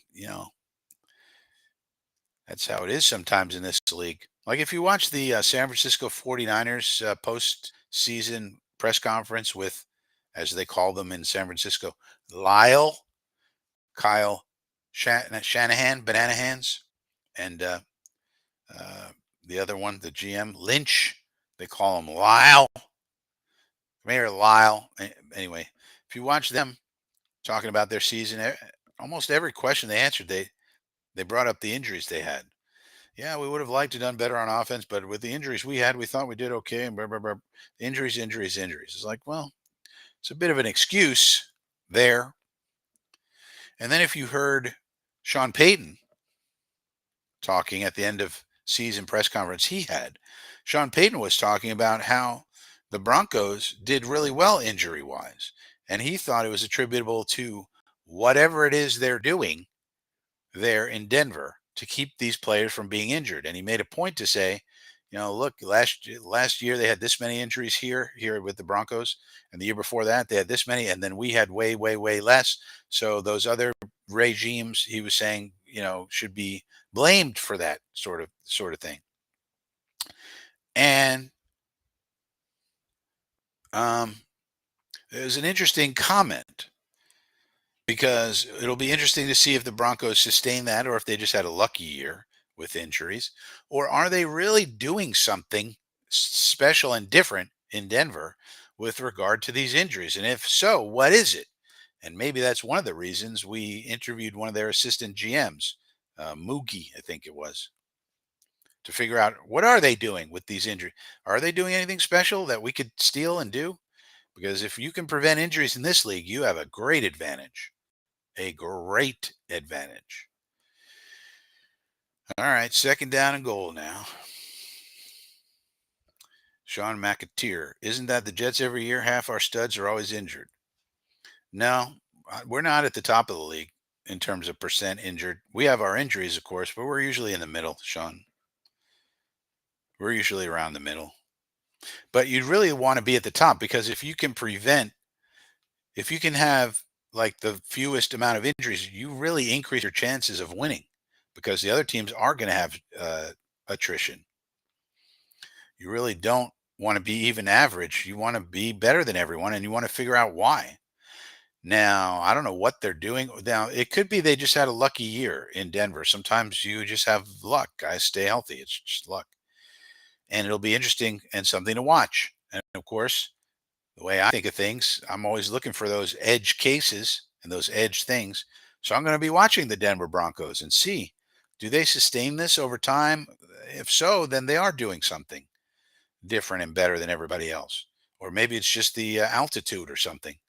But then again, if it were the altitude, then why did the Broncos have bad injuries the last 2 years, which is what Sean Payton was talking about. So it probably doesn't have anything to do with the altitude, I guess. Daniels back to pass now, throws it to his left, and he's got a receiver. There he is, Zach Ertz. There's the security blanket. Man, Aaron Glenn stinks. He can't coach anything. He can't stop anybody from scoring. We can't have Aaron Glenn here. He's terrible. Look, they're even focusing on Aaron Glenn after this. He's shaking his head. Zach Ertz did a shake route. Boom. Ball's on him.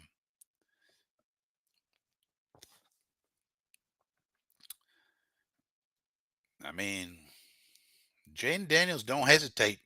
The man does not hesitate. You do not see a lot of pumping with Jaden Daniels, I'll tell you that. The bad quarterbacks are always pumping, pumping, pumping. You don't see that with Jaden. He's very decisive. Sees it, he knows it, he's got it, and he throws it, and it's gone. Very hard to stop. Very impressive young man, this Jaden Daniels. Very impressive. Very impressive. Very impressivo. So can we potentially have a head coach in a week? I think probably we're going to hire the GM first. We only have one head coach left on our list. We don't have any general managers left on our list.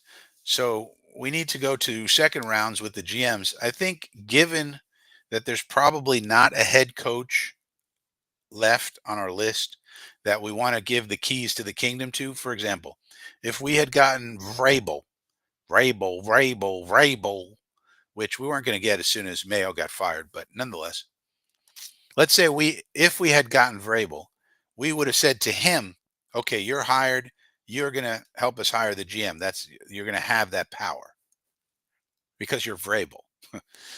I don't think there's anyone on the list of people that we've interviewed that we're going to give the same power to. So that being the case, we're probably going to hire the GM first, is what I'm guessing. And who knows what they're going to do, but this is what the tea leaves I'm reading.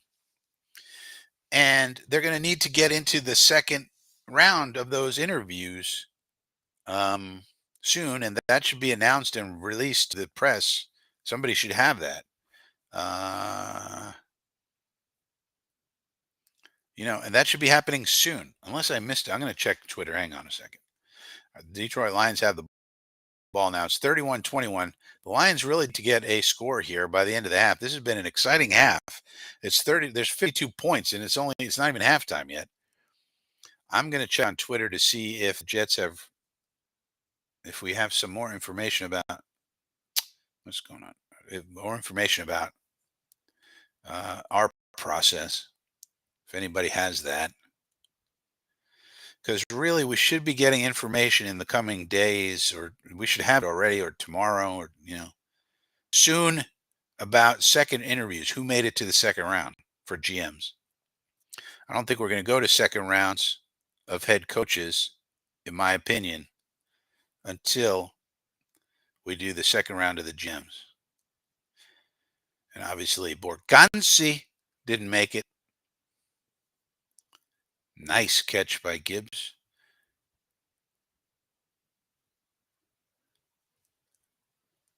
All right, let's see. It's going to be tough because the game's going on, so all of these sources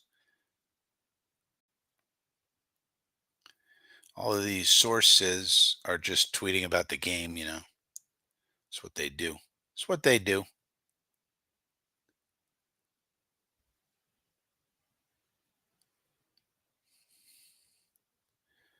They're just tweeting about the game. So probably tomorrow morning, if I had to guess, we should probably get some more info.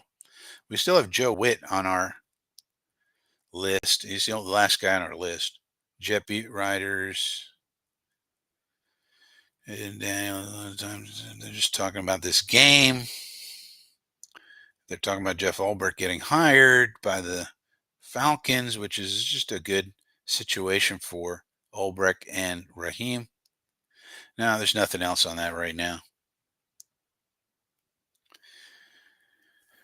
Nothing else right now. So, yeah, Jeff Ulbrich lands with the Falcons. That's a good situation for him and for Raheem.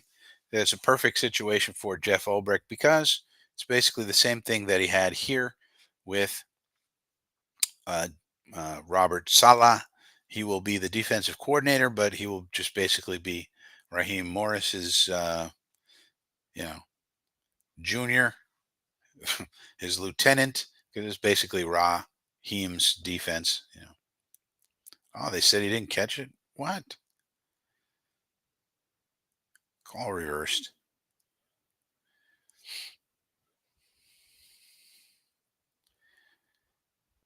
Well, if the Commanders win Swamp Ranger, then everybody's going to be not so hot on the coordinators. What if if the Commanders win like 55-45, both of those coordinators look bad. They're supposed to be the hot coordinators. So, I think we might get Arthur Smith, to be honest with you. All right, Jahmyr Gibbs now is at the 40-yard line. So there's plenty of time left, 58, 57 seconds. They hand it off to Gibbs, moving the ball. They got 2 timeouts left, so plenty of time. They at least just need a field goal, just to get some points on the board here, get back to the score. Now they throw it, and it's incomplete. 42 seconds. You got to move a little bit quicker than that, Jared. Let's go. Let's go.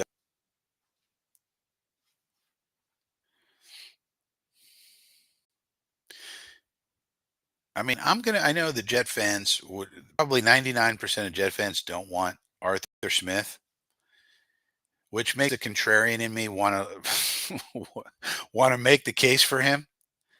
You can make a case for him, He was the offensive coordinator under Vrabel. We made him Mackley, and those offenses did really well. Yeah, but they had Derrick Henry. We don't have Derrick Henry. Yeah, well, they also had Tannehill as quarterback. And then he goes to Atlanta, and obviously it didn't go well. He won 7 games every year there, but they had no quarterback. They had Desmond Ritter and Tyler Bannick, and the last year of Matt Ryan. I mean, Matt Ryan falling apart. I mean, he didn't exactly have a Jaden Daniels or even a Jared Goff type. If you get him a halfway, and so he made it. He made it work to some degree, with running the ball with these terrible quarterbacks. Got 7 wins out of it. Didn't exactly have a great defense. I mean, it's not the. I know it's not sexy. I want him, but he's not as bad as people think. He's not as people think, but he has a very bad reputation because even the Steelers situation. I mean, he's the offensive coordinator for the Steelers this year. They got Russell Wilson that Sean Payton wanted no part of, who take an $80 million cap hit over 2 years, rid of, who was basically yelling at him on the sidelines constantly. Sean Payton wanted no part of Russell Wilson. But the Steelers use him and they get 10 wins to get in the playoffs. Now, it didn't look good at the end because they lost like 4 or 5 straight and then they lost the playoff game. So it didn't look good at the end of it, but it's not the worst. And then again, I mean, we have Woody Johnson as an owner. How many head coaches want to deal with that lunatic? Oh, oh my goodness. What an amazing interception. This game is crazy.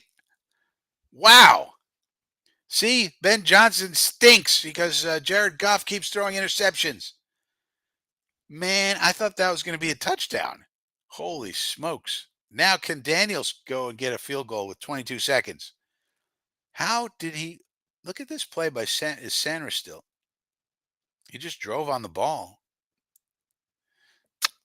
I mean, I don't think he really did anything special except he did exactly what you're supposed to do, teaching wise. You drive on the ball, you keep your eye on it, and you catch it. Hopefully, Sauce Gardner's watching this and goes, "Oh, that's how you catch them? Oh, okay. I see. You don't drop them. Oh, huh. Hmm."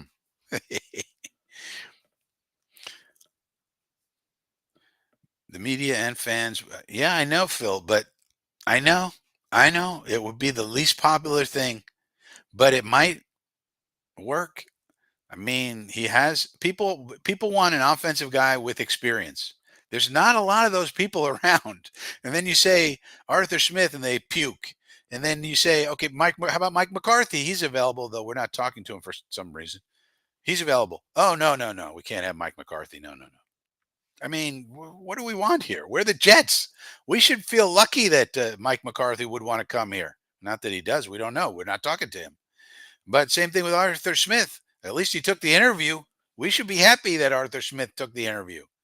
He's a respected offensive mind. He has head coaching experience. Okay, he didn't win a lot there, but again, he had no quarterback. And Kyle Pitts probably isn't too happy with him, but he never got the quarterback to throw him the ball. But nonetheless, it's hard to win without a quarterback. He won 7 games every year, which isn't great. But again, look at the quarterback situation. So I don't know. I'm not saying I want him. I'm just saying people want a people want an experienced offensive mind, and then when you give them experienced offensive minds, they say, no, no, no. I want the other. We want Cliff Kingsbury or Ben Johnson. But Cliff Kingsbury and Ben Johnson don't want to come here. They don't want to come here. Ben Johnson told us no. No, thank you. Nope. Brian Greasy said no, thank you. No, no, thank you. You know, Cliff Kingsbury probably told us no, thank you. We don't know that for sure, but probably said no, thank you. Your quarterback situation, no bueno. I don't want it. Oh, no bueno. I don't want it. We might end up signing Fields to compete. Yeah, exactly. If we had Fields, would Arthur Smith be the worst head coach in the world? You know, he knows how to use Justin Fields. In fact, a report came out, I think, that he wanted Justin Fields to be the QB1 of the Steelers, but got overruled by Tomlin. So, you know, Smith knows how to use the running quarterbacks. Maybe that could work, but I don't know. I would try to stay positive if that happens, just because what else are you going to do? It's totally a Jets move to just go Arthur Smith. And reports are the Jets like Arthur Smith from the first time we interviewed him when we hired Saleh. He was the runner-up in that process. He was the number two. So we know we like him. Then we interviewed him again this year. So I don't know. I'm not saying I like it, but I'm saying it could happen.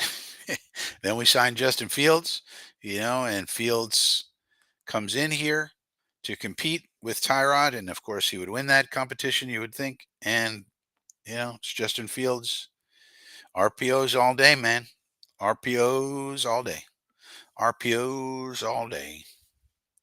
Running RPOs all day.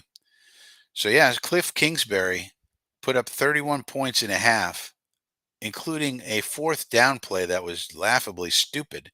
But then after that, recovered to put up 31 points on the Lions.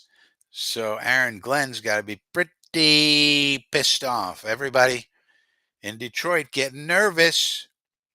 Detroit Rock City's supposed to be the Super Bowl team.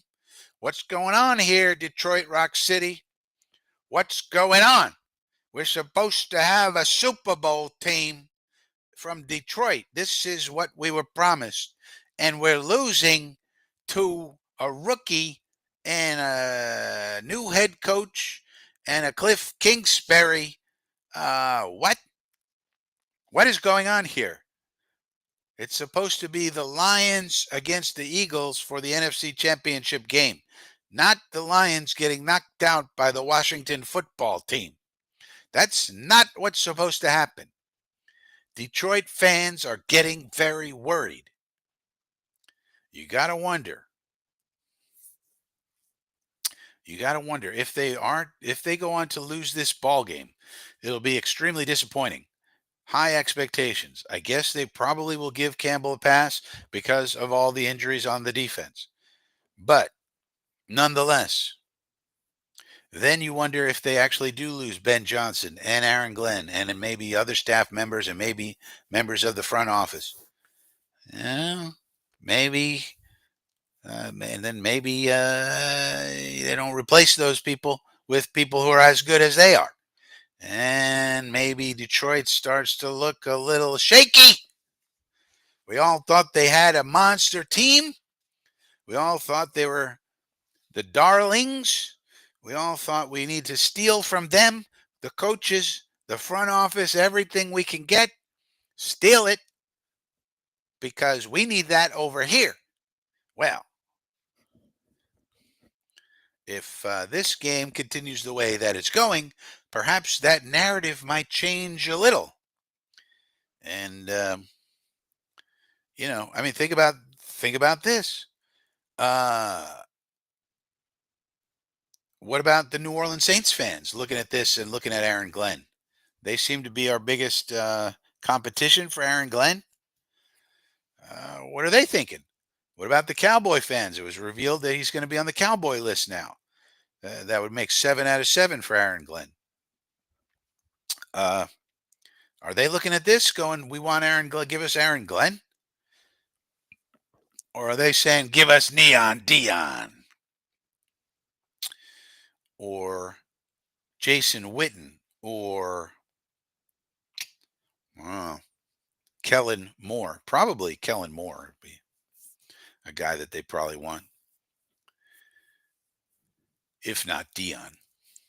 But of course, Dion would be the most exciting, the most marketable, the most profitable choice, of course. Big Green says, I like Hallaby. Hallaby would be an interesting choice for GM. I hope he makes it at least to the second round.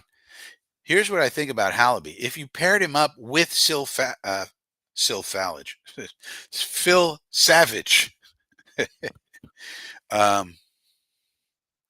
that's a good pairing. So if you get a Hallaby, you don't need to get rid of Phil Savage. He's already here. Savage is the scouting guy, of course, and then Hallaby's the analytics cap expert, deep data analytics guy. You pair those two together. That's a good pairing. I like it. It's a little different. It's a little outside the box. Sometimes if you're the Jets, maybe you have to think outside the box because doing it the normal way isn't going to cut it for us. We need to find some efficiencies around here. The same ways that Moneyball guys found some efficiencies. We need to find some efficiencies. We probably need to do something completely different than everybody else because the same old thing with the same old kinds of people isn't going to work here because we got too many things going against us. I mean, our uniforms are the same color as the playing surface that we play on, for one thing. So you know, that's going to make it harder. We also play on an artificial turf that when it gets cold is like playing on frozen concrete. That's going to make it harder. So we're going to have to find some efficiencies. So maybe Alec Halaby is the man who can do it. And maybe he'd be willing to take the job because he's a little bit of the outside the box choice. So therefore, maybe perhaps he isn't as big of a candidate for the other teams as he is for us. So you pick a guy like that. Maybe he's all excited about it because this is an opportunity that he would not necessarily get at other places. So that's an interesting choice.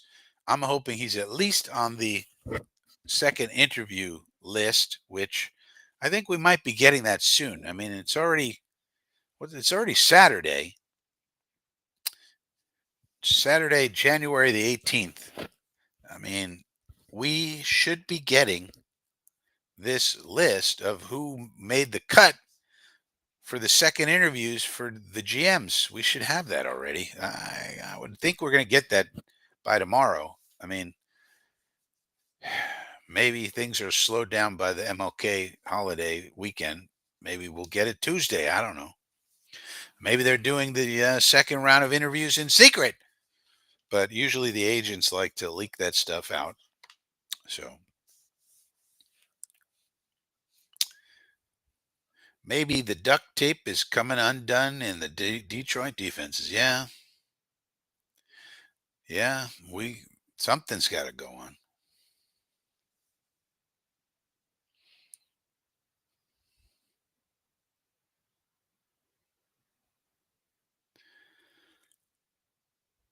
Well, Greasy just didn't want to take the interview. Jimmy Jets, Jimmy Jets, Jimmy Jets.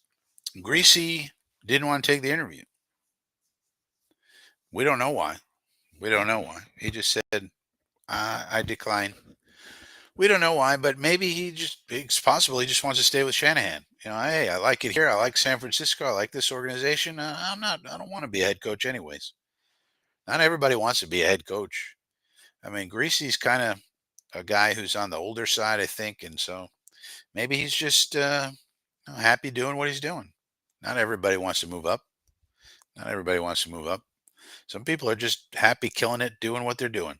You know, they get paid enough money. They like where they're living. They like their family situation. They like everything. It's no big deal. I mean, Aaron Glenn told the Patriots to take a hike. So, he didn't want to go there. So, it is what it is. Not everybody wants to think about New Jersey. You can't blame them. Who wants to think about New Jersey very often? How many do you think that will go for a second? I don't know. It's going to be Harlem's going to be 5 or 6. It's going to be a handful. We interviewed, I think, we something like 15 or 16. I think it's 15 candidates. First, we did 15 interviews for first round, so probably 4 or 5 will make second round, something like that. But I like that we cast a wide net. I think people are making fun of us a bit on the social media, and that's fine. But I think it's a good idea to cast a wide net because these interviews are also ways to get information about other organizations that you can't otherwise get. They're also intel gathering sessions. How else are you going to figure out what are the Denver Broncos doing different to reduce their injuries? So Sean Payton mentioned this. Well, one way to find out, because they're not going to just tell you because it's a competitive environment. But if you take their assistant general manager and you interview him, then you can ask him about those things. And maybe what he tells you is one enlightening thing that you can change in your organization. And that's a good thing. So a lot of times these interviews are just intel gathering um, exercises, because there's no other way to learn what are these other teams doing that we're not doing. And so for a team like the Jets, we have no idea what we're doing. And so I like the idea that Woody Johnson is open to, let's talk to as many people as we can, because number one, we might find a great candidate, but number two, we might learn things about other teams that they're doing that we can incorporate and do and improve. Let's try to think positive, because that's one reason to cast a very wide net. Let's talk to as many people as possible, as many people as make sense to talk to. Why are we talking to Mike Loxley? Well, one reason could be that it's a favor to somebody. For example, he's connected to Aaron Glenn, he's connected to Mike Tomlin, he might be connected through agents, this, that, and the other thing. So you make somebody happy. Maybe you make Aaron Glenn happy. You make Aaron Glenn's agent happy, you know. But another thing, maybe you want to, you heard that he is great at leadership or organize, how to organize a large organization. Maybe you heard that through one of the other interviews. All right, let's talk to him. Let's pick his brain. Let's pick his brain. Get him in here. Let's see what ideas he has. Maybe he's got some good ideas, that we could steal. You know, doesn't hurt. Get on a Zoom call for an hour. Maybe you get one idea out of each of these guys, and you implement 5, 10 ideas. That could be massive improvements. We need to think about process improvements. We need to think about the whole organization: nutrition, regen, prehab, rehab. What are we doing wrong? What are we doing right? How do we get it better? How do we keep these players from being injured, other than changing the field to grass, which we don't want to do because we're a bunch of boneheads. But other than that, what what else can we really do? So I really like that. I'm going to continue to think positively about it, because if you don't think positively about it, it becomes a negative loop, doom loop, and that's not good for anybody. Here's Aaron Andrews with her. Nope, I'm not going to say it. I'm not going to say it. Here's Aaron Andrews with a very important report from the sidelines. She's going to tell us they got to stop the run and they got to pressure the quarterback. Okay, thank you. Thank you for that, Aaron. All right, and Washington comes out with the ball. So again, Aaron Glenn's defense in the spotlight. What adjustments is Aaron Glenn going to make? The halftime adjustments to stop this young quarterback, Jaden Daniels, who does not play like a rookie at all. Well, they're not making good progress so far, because they just ran it up the middle for a bunch of yards. That's not working. Aren't we going to make any adjustments? What's going on, Glenn? You want to be a head coach? You can't even stop a running back? What is going on over here?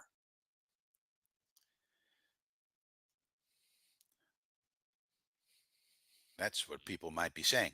161 rushing yards, 242 passing yards. Boy, oh boy, oh boy. There's a nice play by Brian Branch. Good job, 32. Attaboy. Anybody know why Brian Branch keeps his mouth guard in his helmet? Anybody in the chat? I have seen that kid play a number of times. He always has the mouth guard in on top of the helmet. And I'm sure there's a real reason. I'm sure there's a real reason, but I don't know why. They must have talked about it at some point in time. They must probably have been tired talking about it, because they don't talk about it anymore. But I'd like to know why Brian Branch keeps his mouth guard in it on top of his helmet. Ooh, there's a blitz by Campbell. Look at that. Movement in the pocket by Daniels, but they're able to tackle him after a 1 or 2 yard gain. Good job by the defense. Good job, Aaron Glenn. Oh, something's going on now. Somebody got pushing, shoving. Somebody got knocked down. They knocked down Thor. What's going on? No penalty thrown. Boy, if they knocked down a quarterback that same way, it would have been 16 penalty flags thrown. Tell you that much.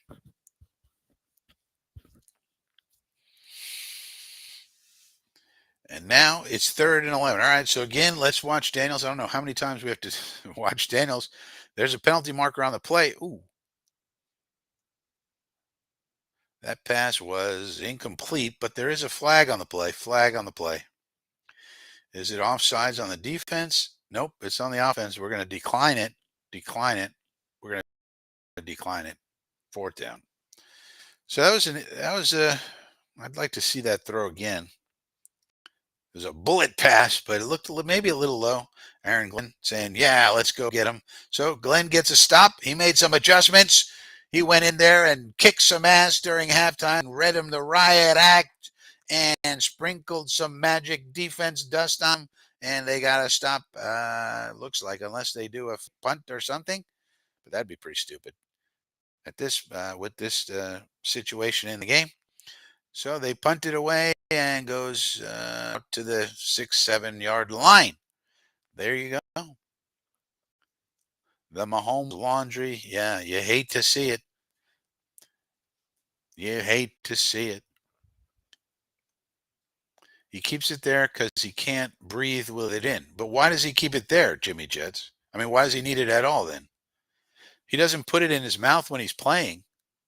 Like, he doesn't keep it there and then take it out and put it in. He just keeps it there, as far as I know. Like, you see him making tackles and he's got it at the top of his helmet. Like, I would understand if it was a storage device. You see, I would get that. But it's not a store. I mean, it is in a sense, but he never takes it out of there, as far as I can tell. Some people keep it inside the face mask. Some have it hanging. There's different ways they store it. But then when the play starts, they put it in.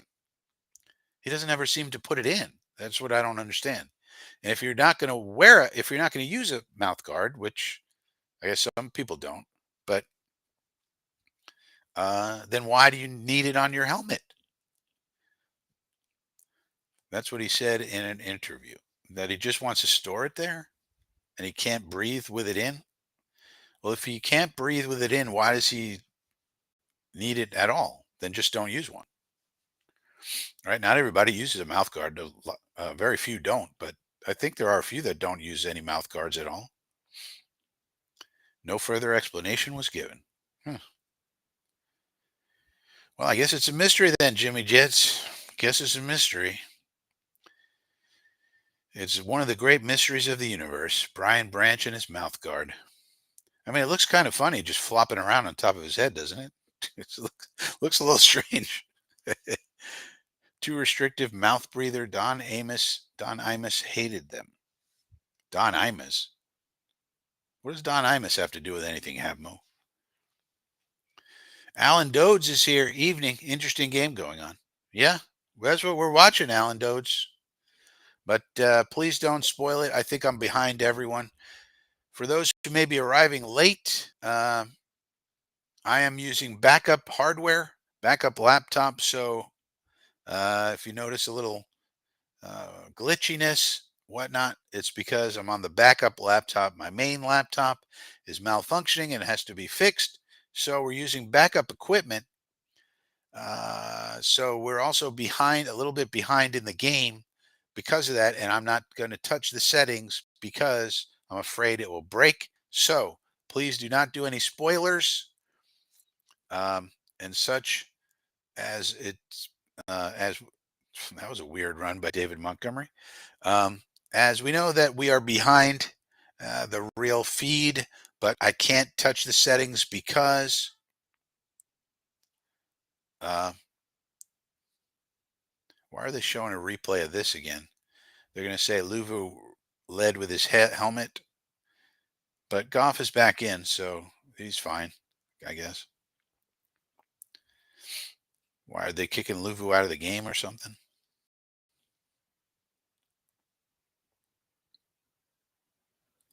Well, that's incomplete. No spoiling. Yeah, so please don't spoil. I'm behind. I have old equipment, using old hardware.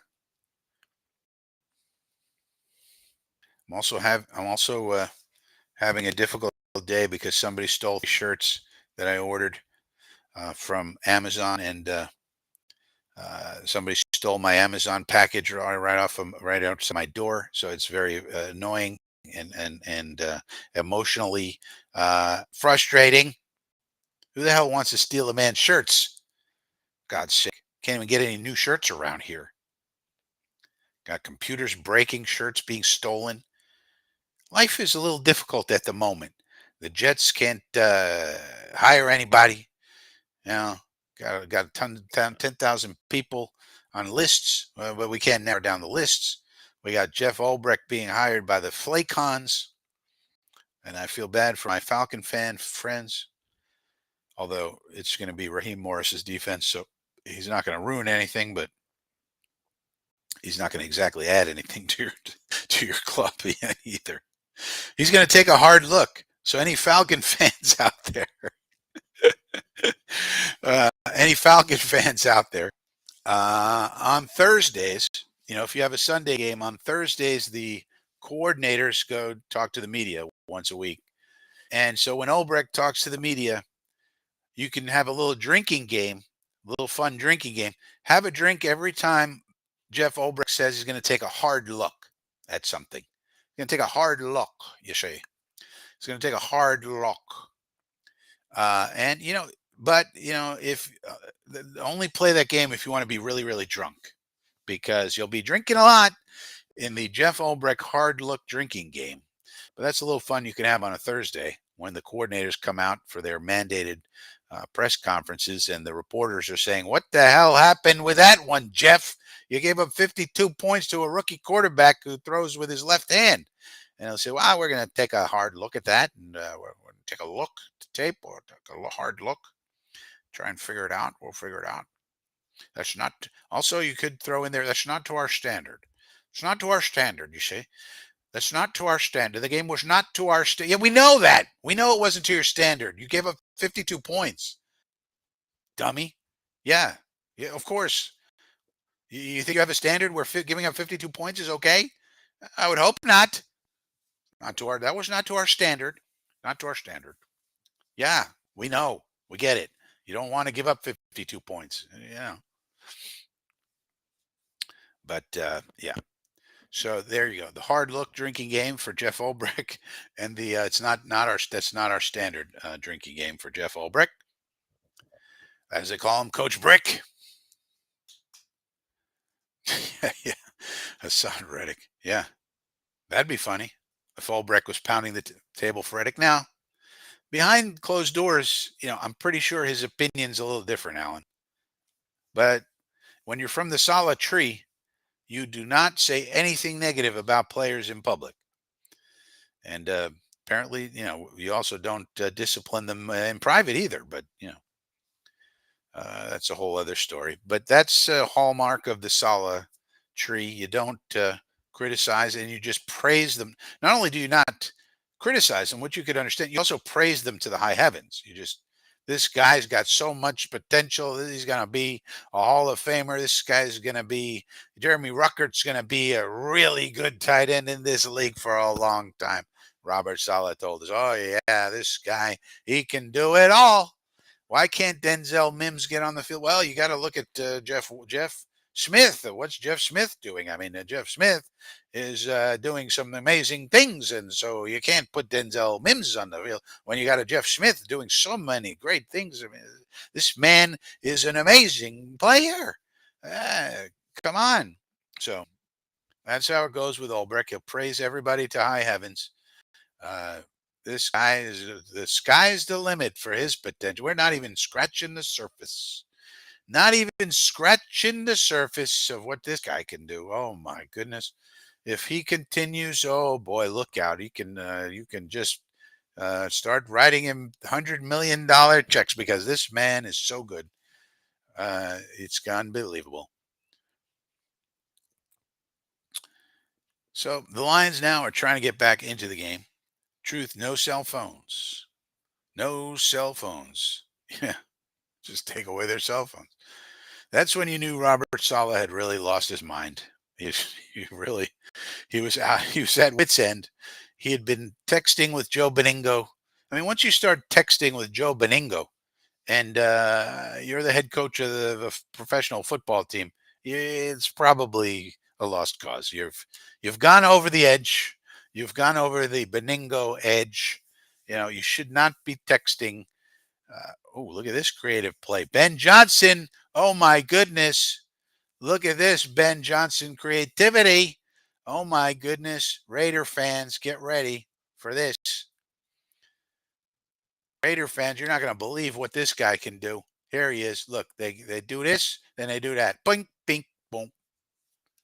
St. Brown. You got a player like St. Brown on your team? No, but that's okay. Do you have the offensive line to open up the holes? No, but that doesn't matter. We'll get them. We'll get them. Within 3 years, we'll have an offensive line just like the Lions. No problem. No problem. All right, now it's first and goal. Lions are down by 10. This is what an interesting game this is. The Lions are supposed to be winning the game, and they're down by 10 points. Oh, there's a face mask. Laddie Moore. No, not a face mask, I guess. No. All right, not going to call it. Look like one. Well, let's see. Now they're down by 10, so a field goal's okay. You just don't want to turn it over here, and you want to get points of some kind. But you'd prefer a touchdown, of course, because the way the Commanders' offenses look so far, pretty darn good in the first half, although the Lions came up big in the first one. This half, and now Jahmyr Gibbs, as he continues to have a monster game. This guy's a monster. Jahmyr Gibbs, that's a guy the Jets tried to trade up and get. We couldn't pull that one off, unfortunately. That's a monster. So touchdown. So they're crawling back into this game now.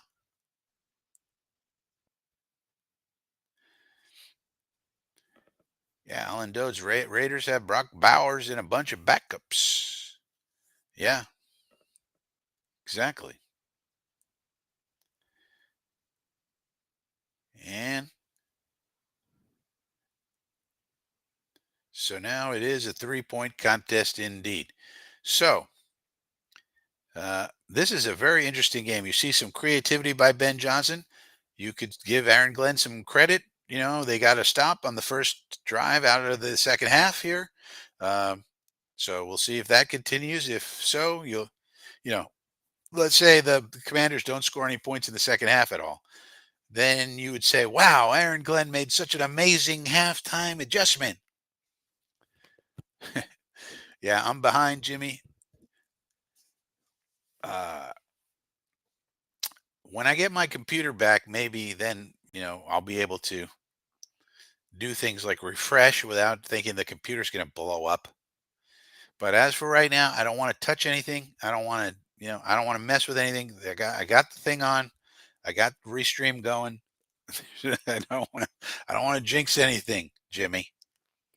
Jimmy. Jimy. Where's the second M, Jimmy? Most of the time you see Jimmy, it's Jimmy. You got it, Jimy. Why is that? Should we call you Jimmy? Jimmy Jets? Could be. Or maybe you just like unusual spellings. That could be. So not everybody likes, normal spellings. Some people like to spell a little different. That's okay. Some people like to spell a little different, Or maybe it could be like a Spanish Jaime. The leche.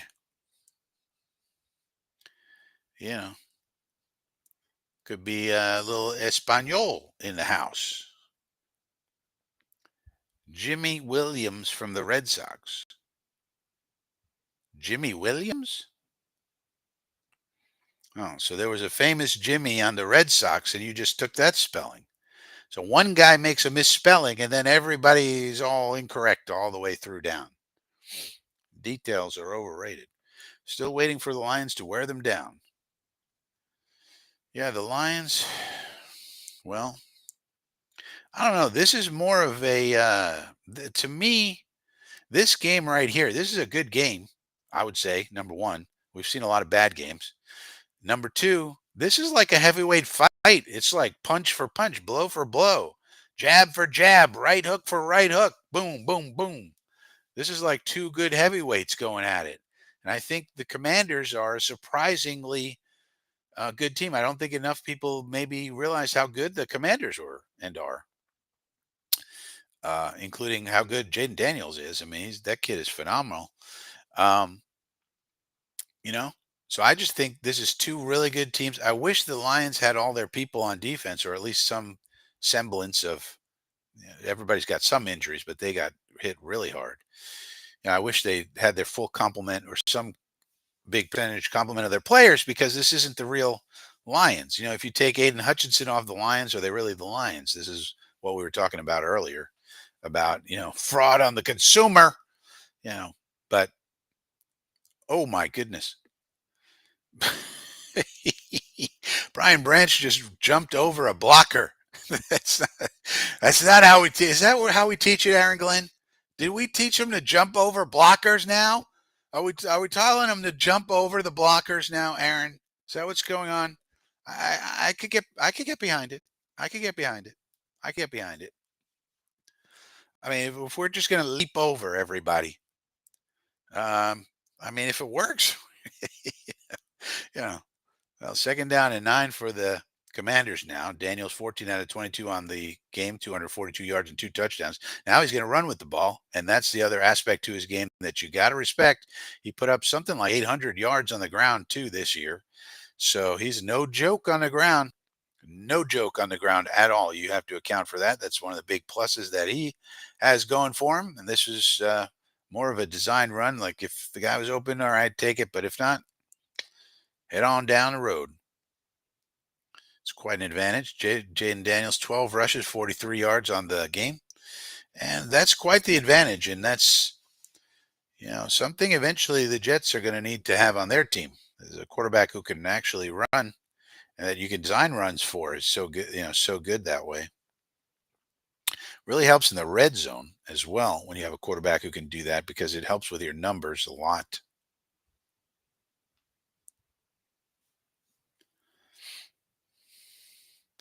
Now Brian Branch is getting some sort of treatment on his knee or something. And then you have Melifonwu. We can't be having more injuries, boys. What are we doing? They're cutting off his socks. What is happening here? So now Branch had to come off the field. I think Melifonwu had to come off the field as well. Now they got some backup in there. Who knows how good he is? Probably stinks. I mean, you can't keep having these injuries. Now, one thing you could say about the Lions, they also have their official turf there, but it is indoors. So, in other words, it's not frozen, but still, they got the artificial surface there in the dome. That's no bueno. Something for the owner to think about there with all these injuries. Flag on the play. Somebody violated a rule, everybody. Tyrod can run. Yeah, Tyrod. Right. That would be something. If we went with Tyrod, like that would be interesting to me. If we don't go with Rodgers, let's say, and we had Tyrod, and we had Tyrod, and let's say we signed Justin Fields, and we had Jordan Travis. Those three guys, you could install an RPO offense that those three guys could all run in theory, assuming Jordan Travis can get back to what his potential was when he was thinking about being drafted before the injury. That's a trio with a similar skill set. Tyrod could run an RPO offense. Same thing with Justin, obviously, and we think Jordan probably can. But even if not, he's the third option, and maybe we get somebody like Adrian Martinez, who we signed to a future deal, who can do that if Jordan just can't come back from the injury or whatever. But that would be an interesting decision that the Brain Trust has to make. Coming up with, assuming they don't go Rodgers. If you go Rodgers, then obviously you're not installing no RPO offense for that. But, I think of the Rodgers situation as the three amigos. It's Rodgers, Lazard, and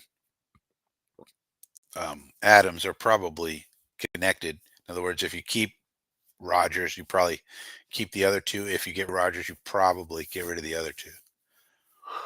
And then you gotta fix those rooms. You gotta worry about the quarterback room, the wide receiver room, and all that. Second down and three. So now the Lions are giving up yardage again as more and more of their players keep getting injured. Brian Branch is a very key player for them. So it looks like 32 is not out there. Oh, yes, he is. Okay, good. So Branch is back. So that's good news for them. Third and short. I'm not. Oh, he got it.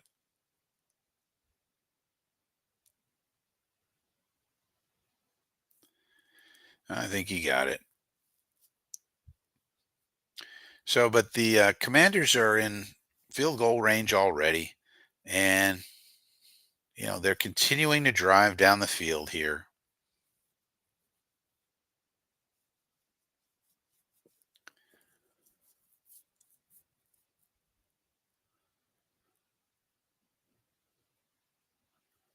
Yeah, Tyrod. I like Tyrod. I like Tyrod more than most.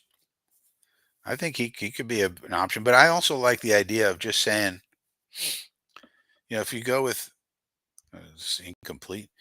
If you go with if you have Tyrod and Jordan, and then I think you have to sign a guy like Justin Fields, and I think Fields would want to come here because he has a real chance to win the job. And you just say in training camp, okay, it's open to anybody. Jordan, Tyrod, Justin, throw Adrian Martinez in there. Eh, Open competition. Whoever wins, wins. But you would think in that competition, Justin Fields would probably win. But Tyrod could win. And then you just go Tyrod and Justin's the backup. That's okay. Until you figure something else out. I mean, obviously, it's just a temporary kind of situation. That's a nice move by Eckler.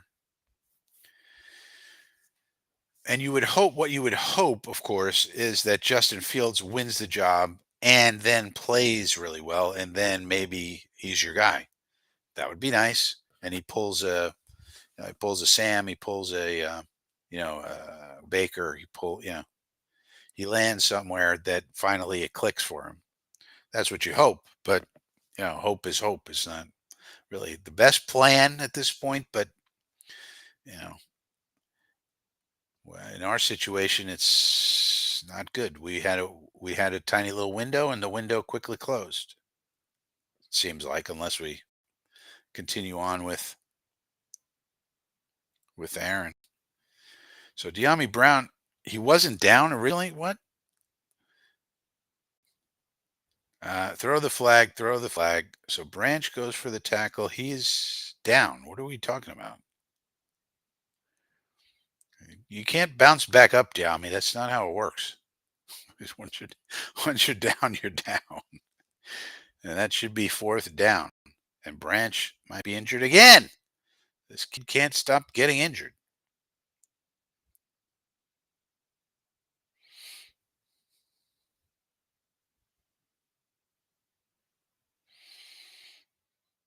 But now they're going to kick a field goal, but it'll be a 6-point game.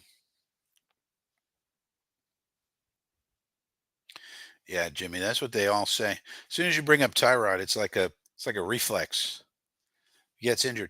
But the way I see it, if you structure your roster right, it's not a big deal, right?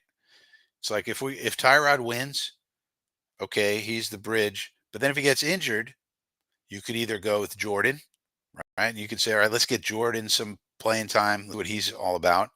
Or you could just go with Justin if you've signed him, and you say, all right, Justin, here's your shot, and you see how he plays. And he didn't win the job out of training camp, but if he starts playing really well, then he stays in there because that's a guy who could be your long term guy.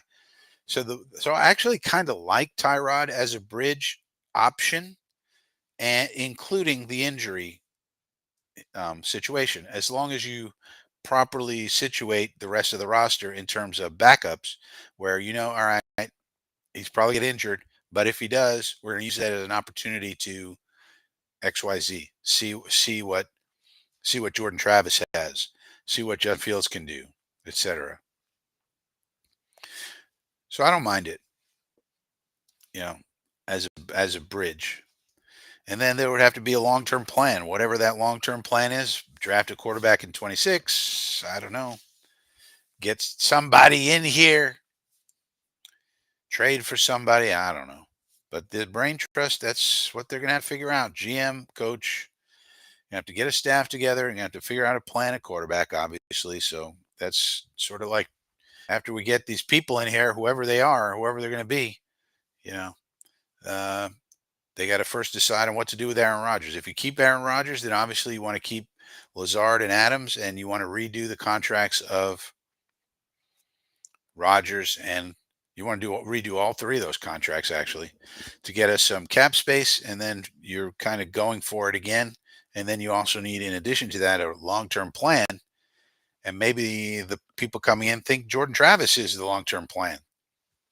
So they're happy to go a year with Rodgers, let Jordan Travis be on the roster, let him get exposure, et cetera, et cetera. Maybe they think he's the guy. I don't know. It's probably not, but all right, 4th down and 2 now. So they're going to go for it, apparently. Instead of kicking the field goal and going up by 6, they're going for it on 4th down and 2. So this could be a very momentum swinging play right here. If the Lions are able to hold them, that will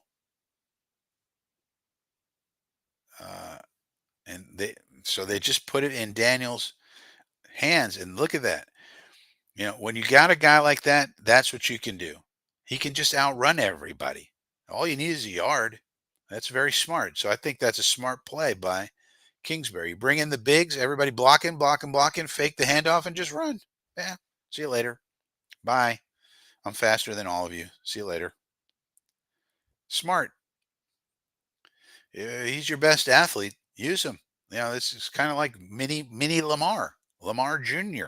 over here. This is mini Lamar over here. Might as well use him for that. Now a little pop pass to Eckler. Takes it down to the 6-7 yard line.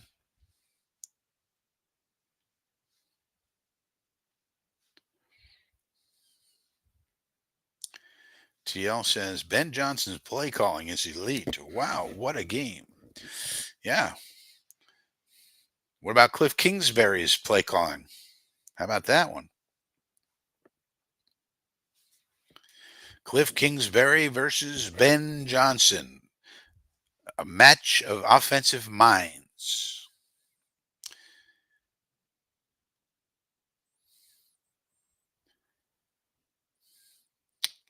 All right, now we're going to be 3rd down. I guess they're always going to go for it on 4th down around here.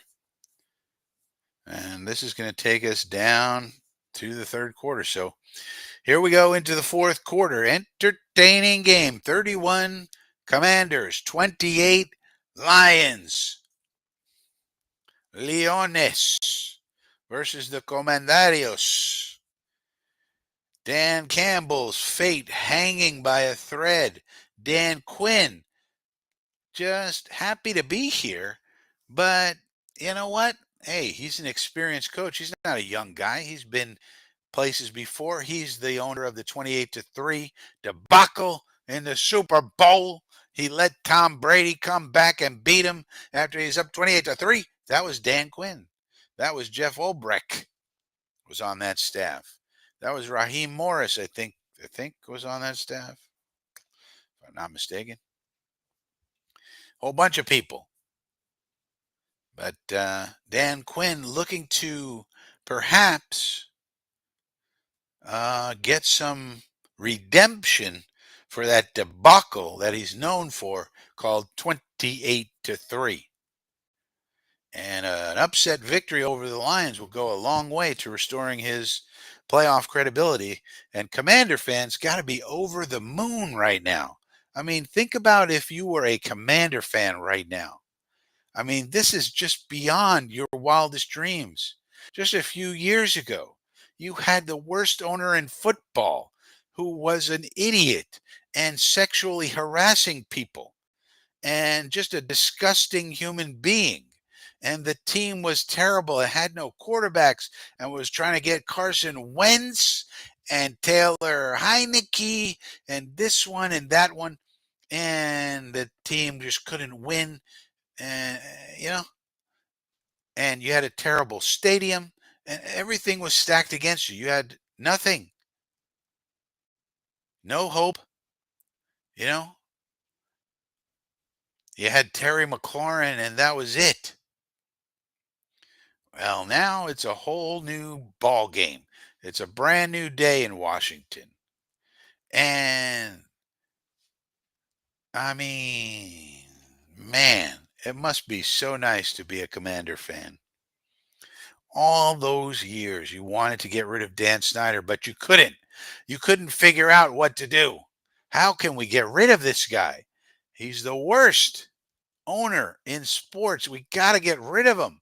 But the NFL, even with all that was going on, congressional hearings, Roger Goodell had to go in front of Congress to talk about this schmuck, Daniel Snyder, and what a doofus he is. And but don't worry, political people, we'll take care of it. Don't worry.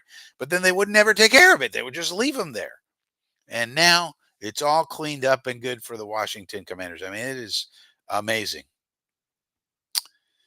RPO throw out to Zach Ertz, the security blanket. Oh, there's a nice tackle by Arnold. Good job, Zero.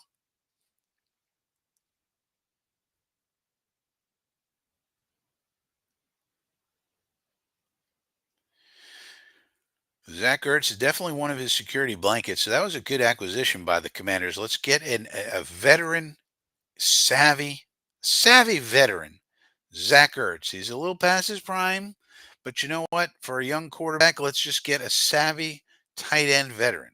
All right, 4th down and 2. They're allergic to field goals. They do not want a field goal whatsoever. Get the field goals out of here. We want touchdowns, baby. We don't need no stupid field goals. Oh, not unless you're going to do delay a game.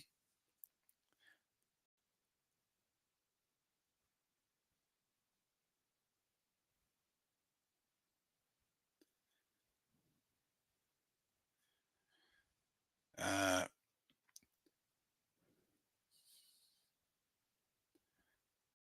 they called 12 men on the field. That's not good, Aaron Glenn. What about Aaron Glenn with his 12 men on the field? Well, they're telling him get off. They're hopping up and down. Now it's 1st and goal. So I don't know how you blame that on Aaron Glenn. He was hopping up and down. Get off the field, you dummy. I guess. Yeah. This is not exactly the resume game that perhaps Aaron Glenn was looking for. He's definitely down before the end zone.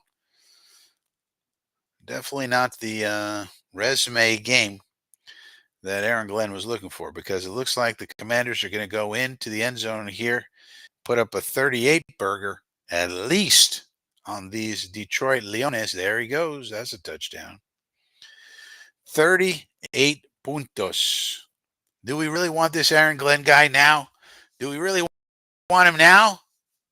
He's given up 30 points to the Washington Commanders with a rookie quarterback and Cliff Quinsbury. The Nick Shine Show is here. The great Nick Shine. You know, there's one man in the Nick Shine Show, and it's Nick Shine. The great Nick Shine. He's here. Good to see you, Nick.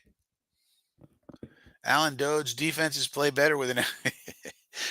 Maybe he was trying it. Maybe he was trying a new strategy. He was trying a new strategy. Get a 12th man on the field. Look, they're saying, come off, come off. I don't know. It's not like they didn't know they had 12 men on the field. So I blame the players on that one. Yeah, that was a key play because it was 4th down. They needed to stop. Instead, they had 12 men on the field. That's no good. Boy, oh boy, Lions fans got to be feeling nervous. Commander fans are in heaven. Lions fans are throwing stuff at the TV right now. Oh boy. Oh boy. No bueno. Oh boy. Lions fans. Oh boy. This was going to be the year. This was it. This was going to be the year. Oh.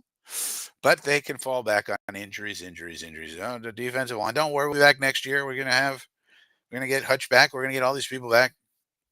Mm, I don't know. Best laid plans. Best laid plans. Two teams were sold under his leadership. Oh, Rivera, yeah. Yeah, have Mo. I mean, Aaron Glenn, all these teams that were hot for Aaron Glenn, are they going to be so hot now? Are they going to be so hot now? Or maybe you can get Aaron Glenn at a discount that you couldn't get before. You know, maybe Aaron Glenn now comes at a discount that he didn't before because now he's not so hot. All these fan bases are saying, "Who? Wait a minute, we wanted this guy, Aaron Glenn. What? Saints? Maybe the Saints are saying, maybe Big Mike is better for us. Big Mike is really a good fit for the Saints if they're going to keep Derek Carr, you know, because who better to take John Gruden's quarterback, John Gruden being one of the West Coast offense genius minds, who better to take his preferred quarterback that he had that offense throwing 4,000 yards all the time, et cetera, et cetera. But Mike McCarthy, also of the West Coast offense, and just step right in there and get Derek Carr revving. Rev up the car, man. Rev up the car with Mike McCarthy. Rev up the car with Mike McCarthy. You get it? Because the Saints, listen, New Orleans, any Saints fans listening to this, you don't want Aaron Glenn. Listen, look, 38 points in the playoffs. Playoffs? You don't want Aaron Glenn. He stinks. He doesn't know what he's doing. 38 points to a rookie quarterback in the playoffs? What? Cliff Queensberry? Come on. Get out of here. You don't want Aaron Glenn on your team? No, he no good, man. He absolutely no good. He no good. You want Mike McCarthy. Listen, you got Derek Carr. You need somebody to rev up the car. Who's better to rev up the car than Mike McCarthy? See? That's your guy. Get Big Mike in the Big Easy. I mean, think about it. Big Mike in the Big Easy. Perfect. Perfect marketing. Beautiful. You guys want McCarthy. Trust me. That's your guy. And as for the Raiders or the Cowboys, look, if you're the Cowboys, do you really want a guy who gives up 38 points to rookie quarterbacks in the playoffs? I don't think you do. You want Dion. You got to go. Let's go get Dion. Okay. And then the Raiders, of course, you can get Ben Johnson. Look how creative he's been. Look, 390 yards in the playoff game. Ben Johnson's putting up a fine resume game here. And he's going to get even more yards because they're down 10, although they're still in the ball game. Ooh, that was a late hit, I think. They're not going to call it. Okay, fine. But look at Ben Johnson. Look, let's go get him for the Raiders. I mean, look, they don't have an offensive line. They don't have wide receivers. They got one tight end who if you throw him 3,000 passes, he'll get a lot of yardage. But you know, they don't have a quarterback. But Tom Brady's there, so you can ask him questions. You can call him on the telephone. Now JMO's going to throw a pass. Uh-oh. That and he threw a pick. Oh boy. Flag on the play. What is going on? I mean, look at this Ben Johnson creativity. Where he's got JMO throwing passes and getting intercepted. That's the kind of creativity you want on your team when you're the Raiders. You definitely want Ben Johnson on the Raiders. No offensive line, no Penei Sewell, uh, legal man downfield offense. You legal man downfield. You got wide receivers throwing passes that are intercepted. I mean, this is a man you want. This is the kind of creativity you need when you're down 10 points. Everybody knows that wide receivers throwing passes is the easiest way to catch up quickly in the NFL, especially when they're throwing passes to receivers who are covered like a blanket. That's what we need to happen. We need creativity around here. What about that?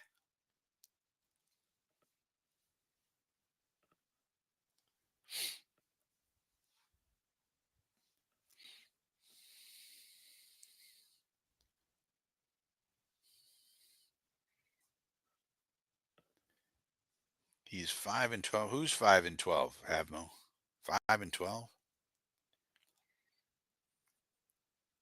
Who's 5-12? The Jets. We're gonna be 5-12 every year. I mean, think about the future, man.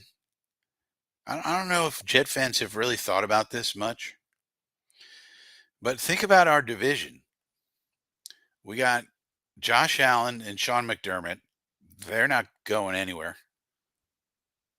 anytime soon, right? They're getting a new stadium, a new incredible stadium up there, by the way, those of you who don't know. And then you got Vrabel and Drake May. That's not going anywhere. That's going to be a long term combo probably. And then you got Mike McDaniel and Tua. As long as Tua stays healthy, that's going to be a long term situation. And then you got us. And what do we got? What do we got? We got a bunch of nothing. That's what we got. We got an old man as a quarterback.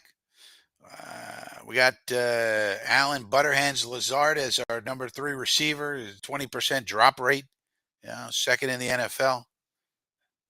And, we got Quinnen Williams and Quincy Williams and Sauce Gardner and a bunch of bums on defense. I mean, what the hell? What do we got? What do we got? Jermaine Johnson and Spinny McWinney? All right, fine. Fine.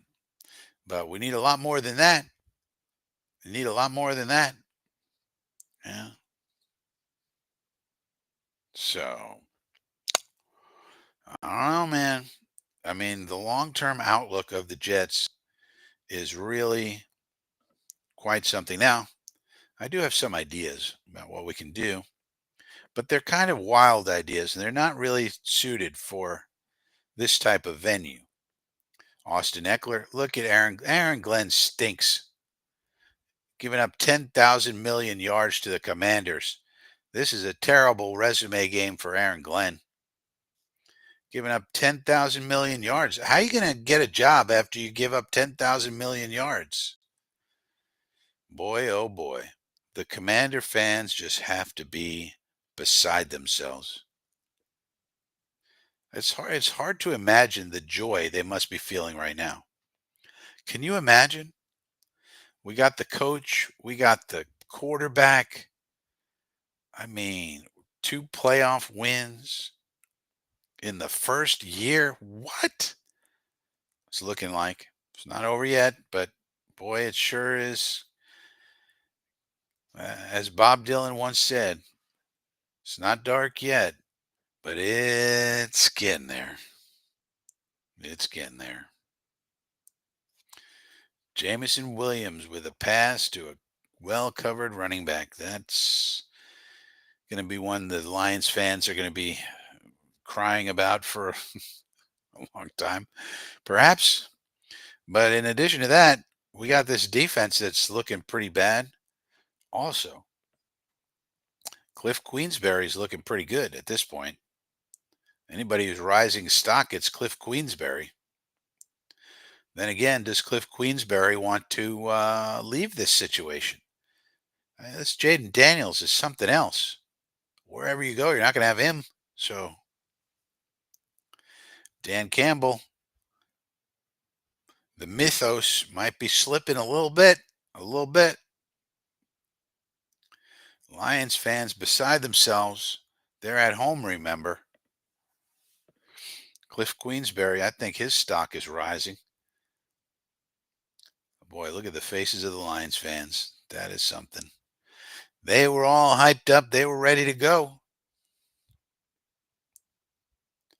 I think the play clock expired. Hello.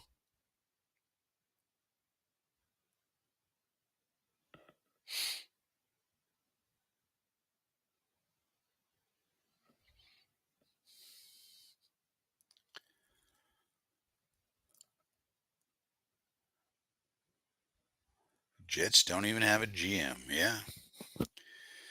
Jets don't even have a GM. We don't even have a second interview list for a GM. Scratchy. Yeah, we got Scratchy Malachi. We got a wide receiver that we had to have and we didn't use. So that's nice. That's nice. Got to have him. Not going to use him. Okay. That's coaching. That's good coaching. Got to have him. Not going to use him. Got him. Got to have him. We got him. Oh, great. Let's use him. No. Nope. Not going to use him. Oh, but you had to have him. Right. And then you got him. Correct. And now you're not going to use him. That's right. Ah, yes. Jets Strategy 101. Make it make sense. Jet Street. Jet Strategy 101. Got to have him. We get him. Not going to use him. Look at that throw by Daniels. That's a veteran throw. That's a high IQ throw. This kid has such a high football IQ. It's amazing. Boom. And under pressure, knows exactly where to go with the ball. Get it to my safety blanket. It's just high IQ stuff. It looks easy, but we know we're Jet fans. We know it's not so easy. We've seen we've seen quarterbacks screw up the easiest of things. So often. So often. All right, here he is in a 3-by-1 now. Yeah, you would think now that's not a good throw right there. All right, the kid's not perfect, but damn is he good. Already 267 yards. He's 20 for 28, 267 yards, 20 for 29 now. That was not a good throw there to the flat, just off target. 2 touchdowns. Now it's 4th down and 2. Everybody's allergic to field goals in this ball game, obviously. And instead of going up 41-28, instead they're going to go for this. I'm not sure I agree with this. You're giving the Lions a chance to get back in if you don't convert, whereas you could have, but they converted, so it doesn't matter. Aggression is the way now. A lot of teams are being way more aggressive. Like if you go up 41-28, you have out of reach. Whereas if they got the stop there, now you're giving them hope. It's only 2 scores, 41-28. I mean, still 2 scores, but they need 2 touchdowns. So, I mean, but they converted. So, Cliff Queensberry, a lot of teams going to be calling. I don't know if Aaron Glenn's going to get 2 more calls on this one. All these teams wanted to talk to Aaron Glenn. I think the first question you might ask him is, what the hell happened here? You gave up a 40 burger, 45, saying that's a touchdown. Jeremy McNichols says, not looking good for Leones fans. Is he down? Nope. Think you got it. 44 large. Boy, oh boy, what a surprising situation. Commanders fans ecstatic, Lions fans in the gutter. Lions fans confused, angry. What is going on? This was supposed to be our year. It wasn't supposed to be the Commanders' year. The Commanders? What? If anybody was going to knock us off, it was going to be the Eagles, not the Commanders. What? Excuse me? What? What is happening? Boy, oh boy. And you wonder if Aaron Glenn's stock just went down. And that could be good or bad for the Jets. I mean, shoot, he might want to say, "Hey, Jetsies, I'm available. You like me?" And we might say, well, listen, uh, can you do it at a discount price? Can you do it at a discount price? But on the other hand, maybe Glenn isn't seen as such a good candidate for these other squads now. So there's that. Or we could hire the great Arthur Smith, everybody.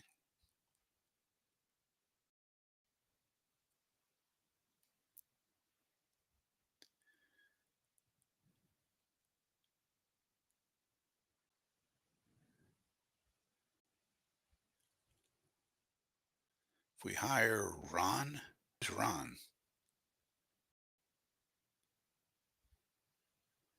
Just looking at some of these chats now. Got to take a look at the chats.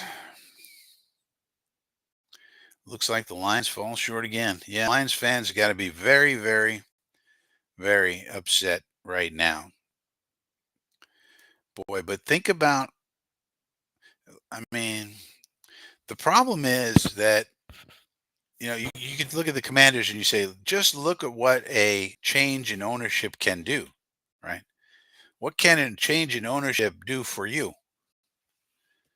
Uh, okay, but we're not going to change ownership. Like, there's no chance unless anybody knows Gary Vaynerchuk. Get on the phone with Vaynerchuk, tell him to put together a team of super rich friends and make Woody an offer he can't refuse. Other like $10 billion offer, 10 billion. The team is valued at about 7, um, or something. 14, 15 billion. I mean, you got to put together a group of super rich people who can put together $15 billion. Okay, not everybody can do that. Other than that, we got no hope of Woody not being the owner. So you could look at the Commanders and say, boy, look at what a change in ownership can do for you. Yeah, yeah, it can. But we don't have the same situation with Dan Snyder. Woody not like that. His name is Woody Johnson. And the only really bad news in that whole situation was an allegation against him when he was in love, but it didn't come to anything. It's apparently a lie. So he doesn't have the same thing going on that Dan Snyder. Dan Snyder was doing all sorts of crazy stuff, sexually harassing people. As far as we know, he's not doing that. And the NFL had a devil of getting Daniel Snyder out of this league, even with all that going on, and even with Congress snooping around. Uh, so, yeah, change in ownership can do you a lot of good, but I don't think that gives us any hope. That was a terrible pass. Yeah, Woody Johnson is not selling the Jets. That's true. That's what I'm saying. So I don't think we can look at the Commanders as some sort of template for what we're going to need to do here.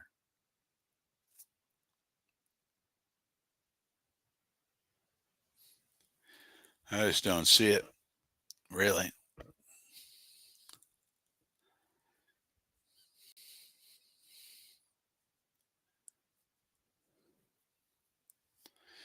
Well, Jameer Gibbs is going to have some monster stats. We know that.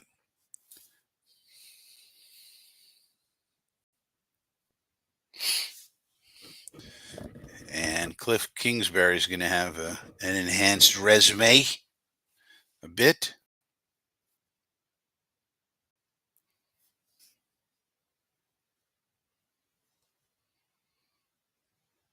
But boy, it's just such a fun thing to think about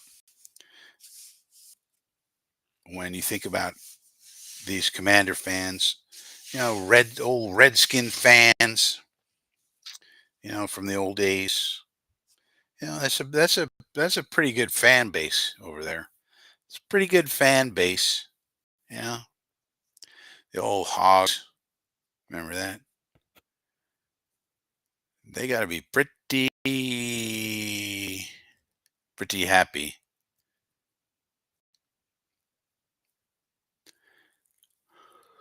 45 points in a playoff game. That's amazing.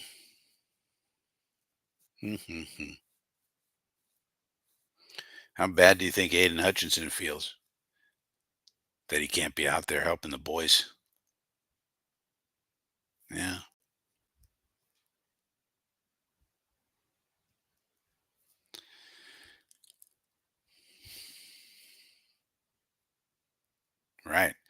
Right, Eddie. So what I said is we should hire definitely Arthur Smith or Mike McCarthy. Absolutely. But of course, Jet fans will not allow for that. So who else do we got? Brian Greasy don't want to meet with us, Eddie. So I guess we got Arthur Smith. That's the offensive guy, just like that, and uh, or Mike McCarthy. But of course, we're not even talking to McCarthy. So yeah, we should definitely hire. Now, of course, the Commanders are pretty happy with their defensive guy, Dan Quinn, who's their head coach. Kingsbury's not the head coach, you notice. And I don't know. I think Kingsbury might want to stay in Washington. I don't know.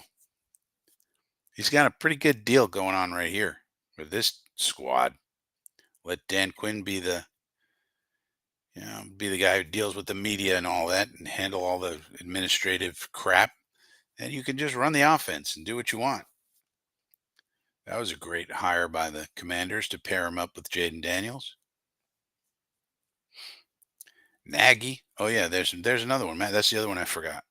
But if you say the names Arthur Smith, Mike McCarthy, Matt Nagy to 99% of Jet fans, they'll puke on their shoes. We interviewed Joe Witt Jr. Did we? I don't think we did, Sack. He's on our list, but I don't think we interviewed him yet. Probably because they're playing right now. Unless there's been news that I didn't see.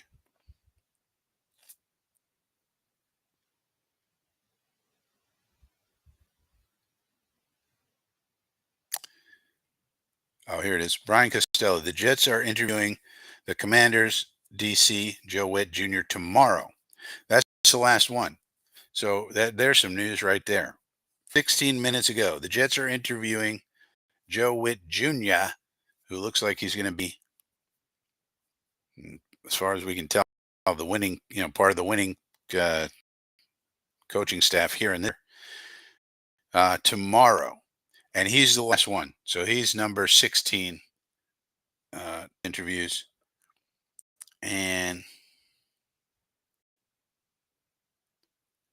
so that will wrap. So that up. So that's kind of interesting. So Joe Witt Jr. is tomorrow.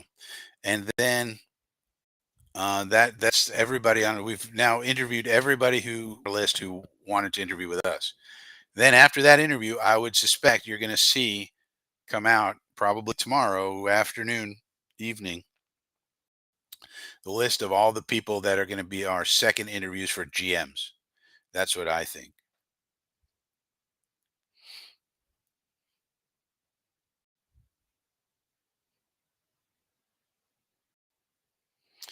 Yeah, so there you go. So that's actually the piece of information we needed. Is that tells me something. So they wanted to get all their people done before they announced their second interviews with the GM. We were wondering about that before, Stack. So now we know. Now we know. Nagy, yeah. Zoe royalty. It's so frustrating. So many teams turning around. Our Jets have a spiral of mediocrity since 2015. Yeah, yeah, yeah. But we've been talking about the Commanders, and the thing that happened with the Commanders is they got a new owner. And for a long time, they were in the same boat as us. They had a terrible owner, much worse. Because I think when you're doing sexually harassing things around the office, that's worse. Plus all the incompetent things that Woody does, and plus a terrible stadium and all that. Well, we have a bad stadium too, but so then they finally were able to get rid of his uh, terribleness. Got rid of Dan Snyder, and then the new owner apparently is really good. And then he made all the right choices. He hired the right general manager, the right head coach, and they chose the right quarterback. And those are the three things you got to get right. We have not been able to get those things right. The right GM, the right coach, the right quarterback. I think it could have worked with Douglas and Saleh if the quarterback situation worked out, but they chose Zach Wilson. And they're showing Josh Harris, the new owner of the team, there on the sidelines. and he's the man responsible for all this with the Commanders. You got to give him his props. They got Adam Peters, they got Dan Quinn and Cliff Kingsbury on the staff, and then onside kick. Did they recover? No. So that's going to probably do it. They got and they chose the right quarterback, Jaden Daniels. I mean, that kid is amazing. So we just have never been able to get the right combo. We haven't been able to find the quarterback, obviously, and we've had some. Like I think Saleh could have been a successful head coach if he had, if he had the quarterback and the offense. Basically, if he had the same situation Quinn's in here, where he had a Kingsbury as the OC, and then they found the quarterback, whoever it might be. Like if we drafted Stroud or whatever, we drafted Daniels, Saleh could have been fine, and probably Douglas would have been fine. But they made that mistake, and then we tried for Rodgers, and that didn't work out, and so now here we are.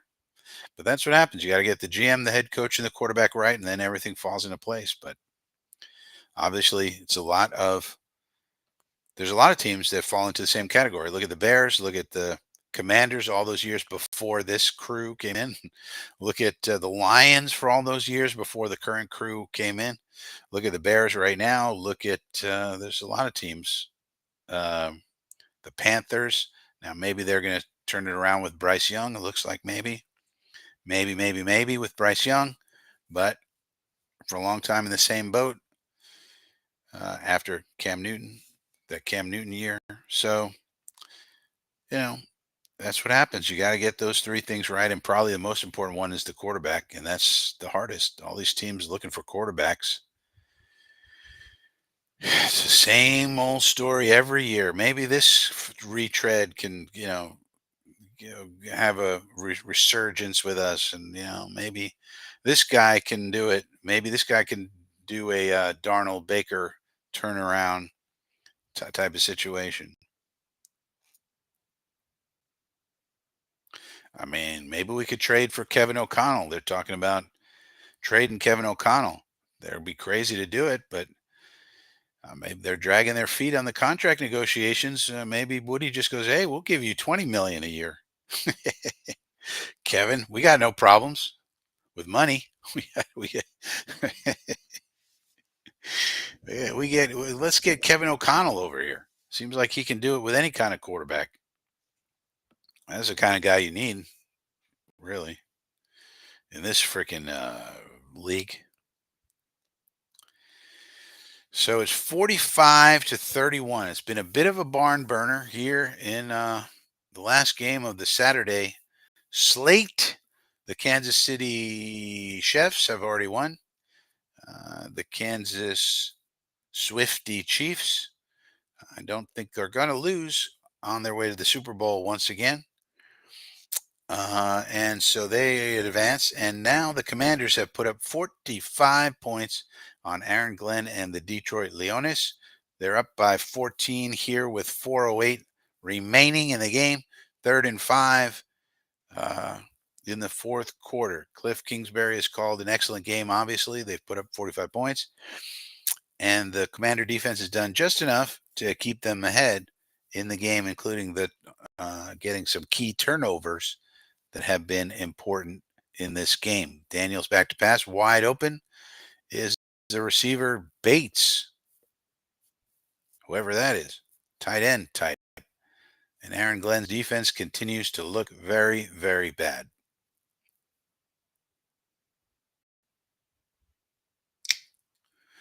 But they have lots of injuries, so that's going to be the excuse.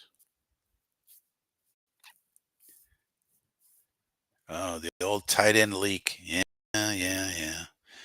That's good play design by Kingsbury. The old tight end leak. Everybody loves a good leaky tight end. Tell you that much. Everybody loves a good leaky tight end. I tell you that much. You leak them right out there. You leak them right out there. They're not nobody looking at them. Nobody taking care of it. Nobody understanding what they're doing. Leak them right out of there.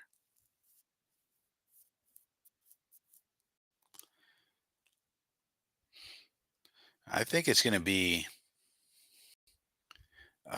I think it's going to be Arthur Smith, and the fan base is going to absolutely hate it. But I think it's going to be Arthur Smith. That's what I think.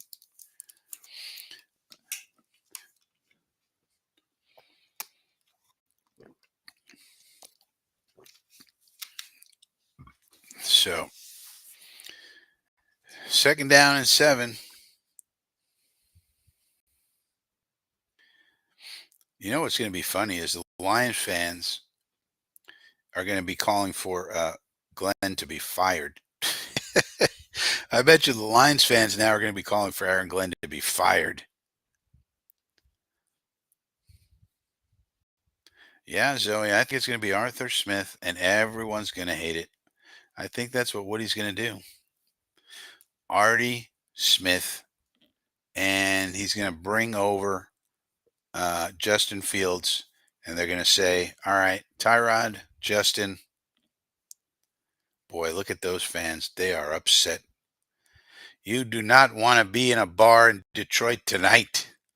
There's going to be some fights breaking out in the bars in Detroit. Oh, man. And the Commander fans have to be in absolute heaven. But yeah, I think they're going to go Arthur Smith, and the fans are going to hate it.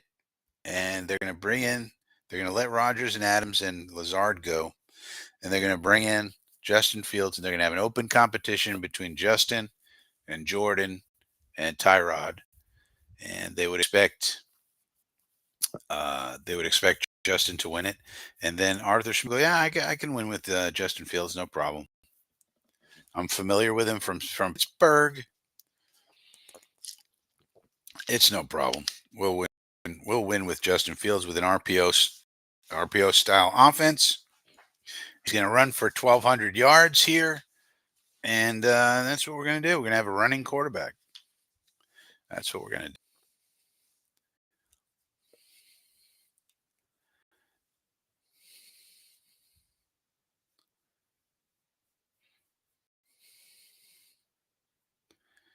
Swamp Ranger. It's almost as if the players matter more. It's almost as if the players are the ones who matter the most. It's almost, I don't know, it almost seems that way. But coaches, of course, do matter. And you got to try and get the most out of your team. And this is just an embarrassing moment for the Lions. But they have an excuse. Everybody injured. They got an excuse. Everybody injured. So maybe Lions fans will be, ooh, that's no good. Lions fans maybe will be somewhat forgiving of Glenn to say, well, everybody was injured, though. I mean, not tonight. Tonight they'll be calling for him to be fired. but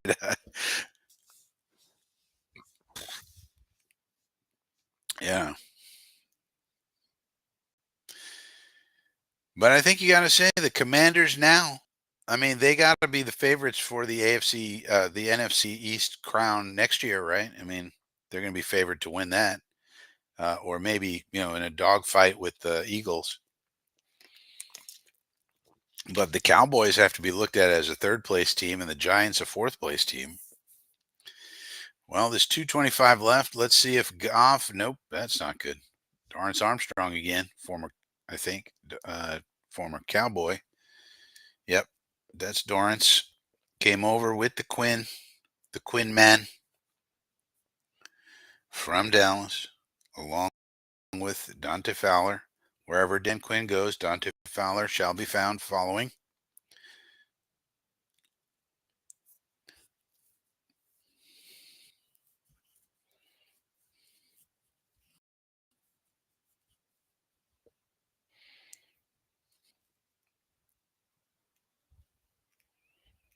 Arthur Smith is Gase 2.0. I don't think he's Gase 2.0 because he doesn't have an addiction to cocaine problem, but and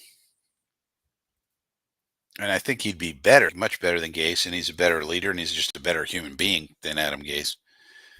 But could he win with this offense? I don't know. I'm not saying I'm endorsing it. I'm saying I think that's what the Jets will do. But he doesn't have a substance abuse problem, so you got to give him that much over Gase anyway. And you have to wonder what he will do if he had a quarterback. Now, we don't have a quarterback, but he might think, well, Justin Fields is a good quarterback for me, for what I want to run. And considering our options, I mean, we don't have a lot of good options. What options do we have? Tyrod and Jordan. I mean, Adrian Martinez. It's not looking. We don't have a lot of good options. What are we going to do? Trade for Dak Prescott? I have a way we could trade for Dak Prescott, but it won't be this year though. But I have a way we could do it. All right, Goff now back to pass. 155 remaining. Goes over the middle to Gibbs. Boy, Gibbs is going to have about 3 million yards in this ball game. Go down already. Clock is ticking. They're down by 2 touchdowns. They need a touchdown. They need a onside kick recovery, and they need a Hail Mary pretty much. 138. Time's a ticking. Time's a ticking. And I think there's a timeout or something on the field. Zoe says, we are basically in football hell. Yeah. When you don't have the quarterback, you're in hell, Zoe. That's the way it goes. You either have your quarterback or you're looking for one. And we need to be, we're looking for one. We don't have one. So yeah, that's football hell. Football is driven by the quarterback position. You get that, you get the coordinator, you get some pass catchers, you get some offensive linemen to protect them, and away you go. And then you build the defense. So that's how it goes. But we picked Zach Wilson, and that didn't work. It turns out the green bean plan is the one that should have been done all along. And the green bean plan was trade that number 2 pick, stick with Darnold for now, for the next year. Trade the number 2 pick for as much as you could get, and we could have gotten a ton for it because the 49ers were hot and heavy for Zach Wilson. They wanted him in the worst way. We could have got 3 first-round picks plus, and then we build up the team. And then if you see what Darnold can do with a built-up team. If it's not him, then you just plug in a veteran or whatever with a built-up team, and away you go. But instead, we decided to trade Darnold, pick Zach Wilson, and here we are. And we threw the Hail Mary with Rodgers, and then his Achilles went, and there goes that. The way it goes. Now we're kind of screwed until we can figure out what the hell to do. That's the way it goes. It's the way it goes in the NFL. I mean, look at the Bears. I mean, they got to hope and pray Caleb Williams can get better. The Panthers got to hope and pray Bryce Young can get better, though he looked a lot better once he came back in the second half of the year. Yeah, Green Bean. Green Bean was always right about that. Now, he's not always right. Good night, Todd. Good luck on the farm, Todd. Take care of those animals. Green Bean was always right about that. Now, he's not always right about everything. Let's be honest. But Green Bean was definitely right about that particular thing at that time. And the more I thought about, I mean, now if Zach Wilson, became Jaden Daniels, then he would have been wrong, right? But he didn't, and he became Zach Wilson. So, it is what it is. And we'll be in this situation until we can figure out the next move.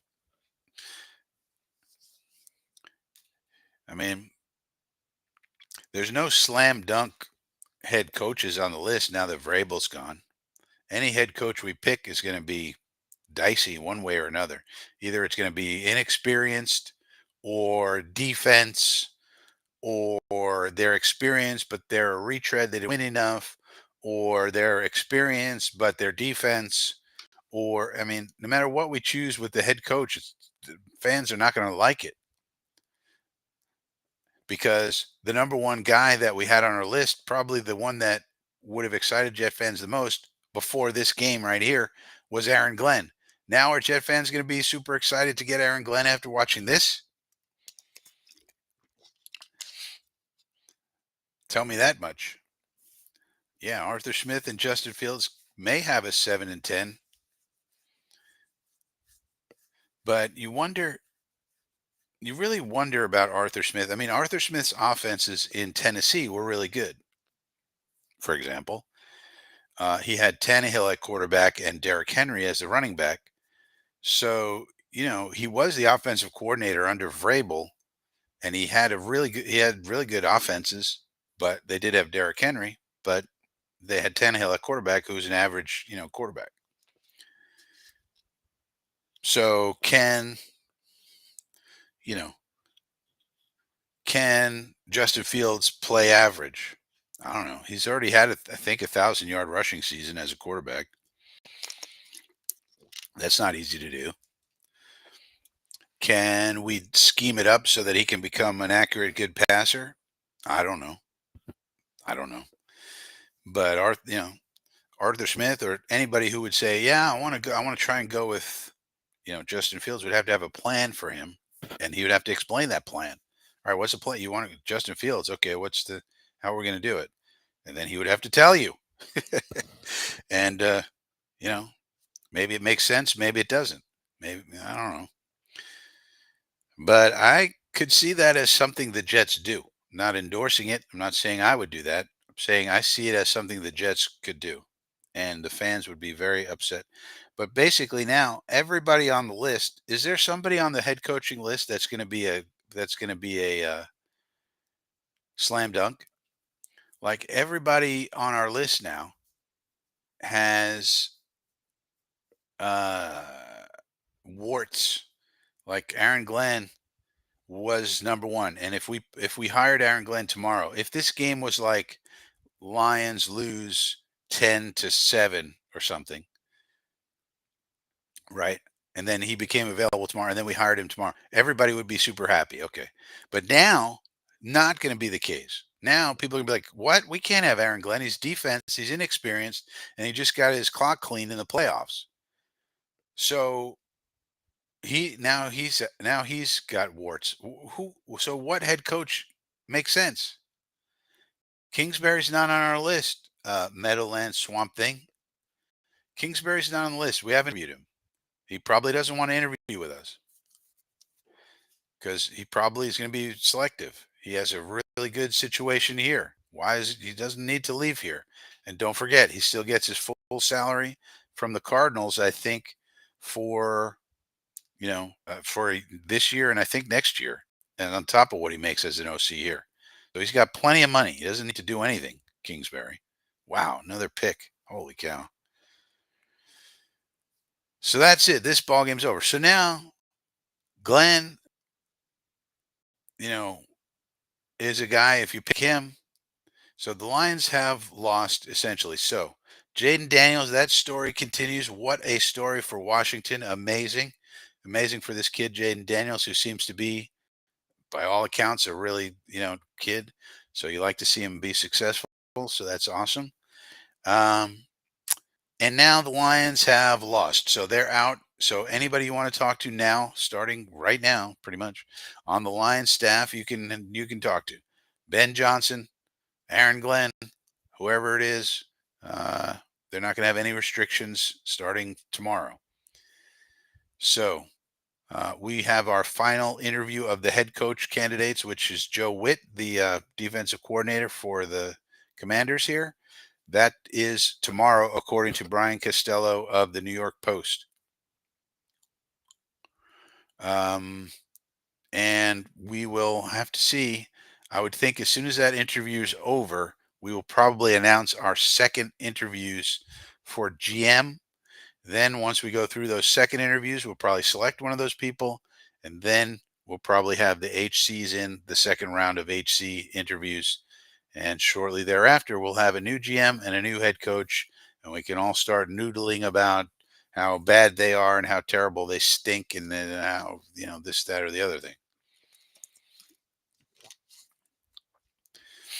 Jimmy says one bad game doesn't make you unsignable. I'm not saying it makes you unsignable. I'm saying now Jet fans are gonna, if you're not, if you don't want Glenn because he's defense, he's inexperienced. He's never been a head coach. He has a lot of coaching experience, but he's never been a head coach. And he's defense. You might not like him. Now you're going to say, and he just got his clock cleaned in the playoffs by a rookie quarterback. So, gave up 45 points to a rookie quarterback in the playoffs. So, but of course, there's a lot of arguments in favor of him as well. But none of the candidates really, now that Vrabel's off the board, are going to be sparkling, clean, perfect fits. It's going to be like, well, let's see. No matter who it is, Arthur Smith, Aaron Glenn, because there are, for all the people who don't want defense, Matt Nagy, Arthur Smith, Mike McCarthy, those are your offensive guys. And most Jet fans don't want those guys. Who else is left? There's no offensive guys. Bobby Slowick, you want Bobby Slowick? He's an offensive guy. We interviewed him. How about if we hired Bobby Slowick?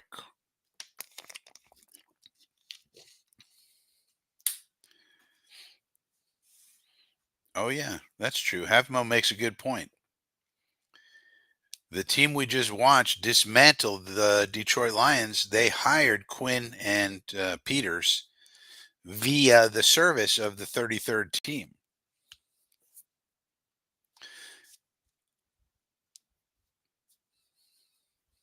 And so this you could say the 33rd team has had a hand in this Washington Commanders turnaround. So maybe that's good news for us. So we'll just have to see. Like Harlan's saying, there's no good candidate. No candidate's perfect. Vrabel was probably the most perfect candidate for us, and now he's gone. So anybody we pick, there's going to be arguments on all sides. Arthur Smith, he wasn't successful. He has boring offense.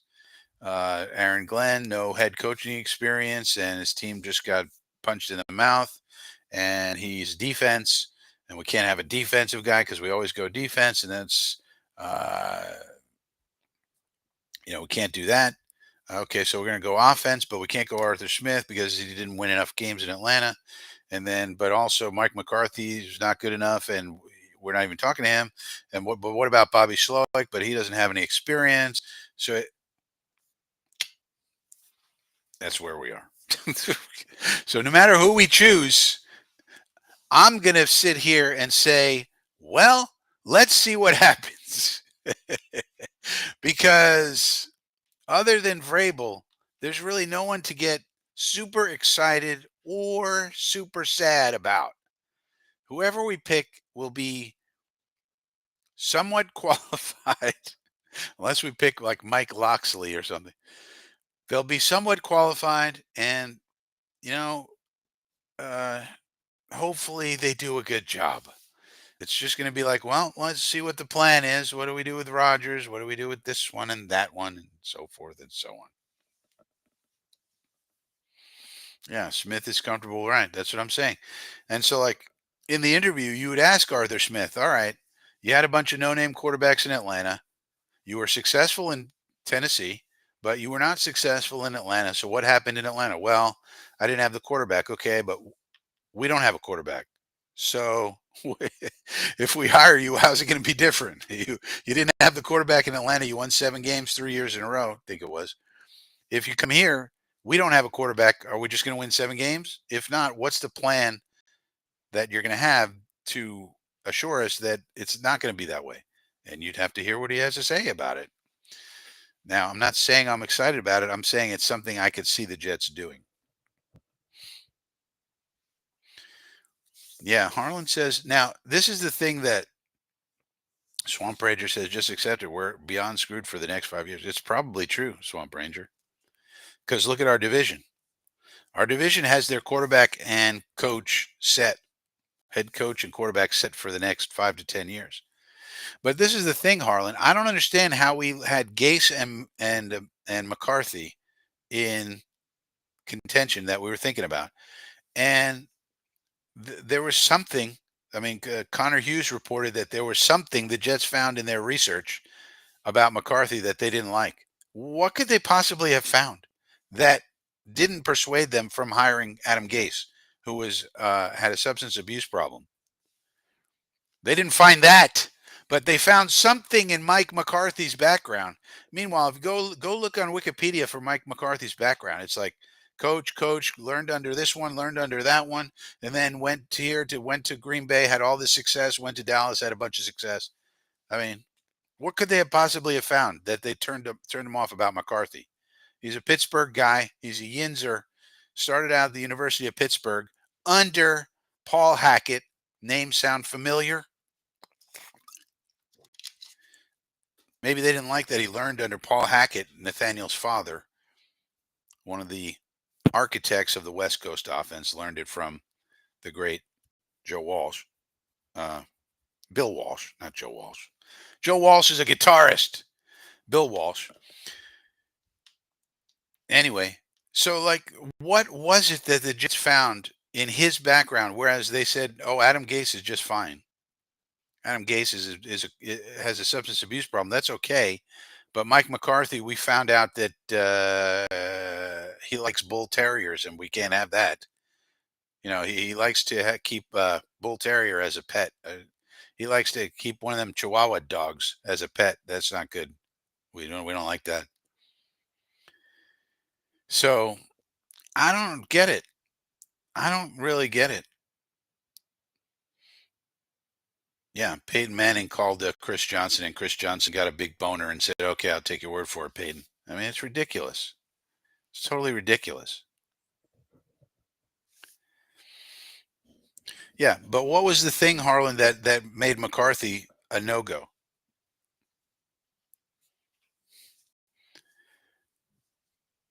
Well, this was before McCarthy got hired by the Cowboys, infrared. So there. Trust me. Well, I mean, I don't know. Maybe there's something, but whatever it is, it didn't prevent Mike McCarthy from winning 12 games, 12 games, 12 games. And then this year, Dak got hurt for the Cowboys. Whatever was in his background didn't prevent him from doing that. So tell me, riddle me that one. So, you know, it makes no sense. Whatever they found in McCarthy's background was not of a nature that, a substance abuse problem, which everybody in Miami, by the way, knew about. Everybody in Miami knew about Adam Gase's substance abuse problem, but the Jets didn't. Riddle me that one. Oh, Peyton Manning gave me a call. So that overrides a guy with a substance abuse issue. What? When everybody in Miami, which is where he was before he came here, knew about it. To the point where TD Finstock was doing satire videos about Adam Gase's cocaine problem as he was leaving that organization. Maybe he said he wouldn't want Woody meddling at all.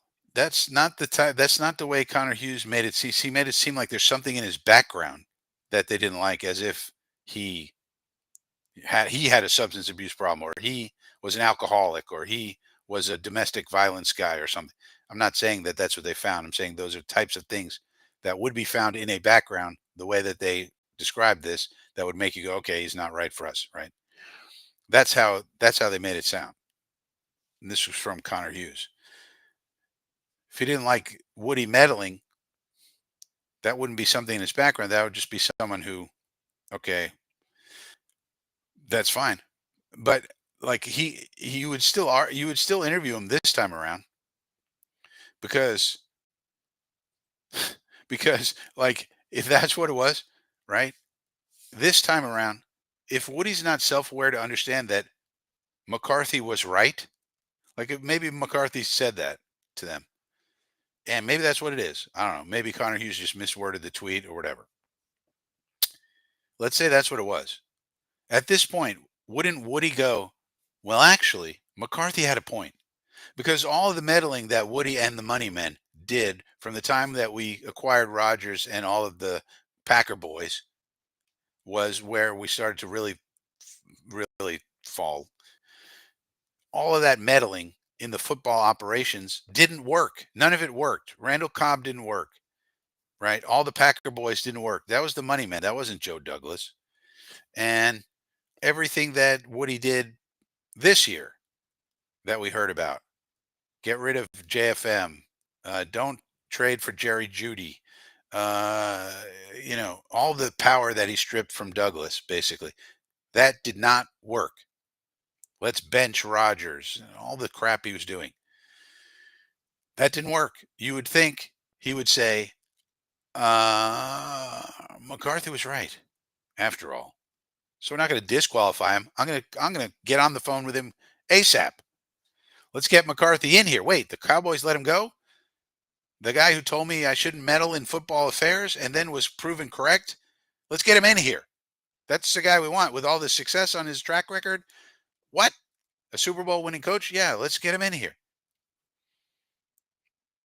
So none of it makes any sense. McCarthy not being spoken to makes no sense. Gruden, my opinion, I would talk to John Gruden. I would talk to Jay Gruden. Why isn't Jay Gruden on the list? I'd talk to Jay Gruden. He has experience. I would talk to both of them. No, can't talk to them. I would put Cliff Kingsbury on the list. Maybe he didn't want to talk to us, but I'd put him on the list. Anyway, all right. So that's all for tonight. I'll see you guys tomorrow for coffee with Frankie. If this computer holds up, let's hope this computer holds up, this laptop, long enough to get through the next couple of live streams. Let's hope so. And if you haven't already, please click the like button. If you're new around here, click the subscribe button, click the bell, click all the buttons. But clicking the like button and or leaving a comment is the best way to help the channel. I appreciate you being here with me, and I'll see you all tomorrow. Coffee with Frankie, 10 a.m. on the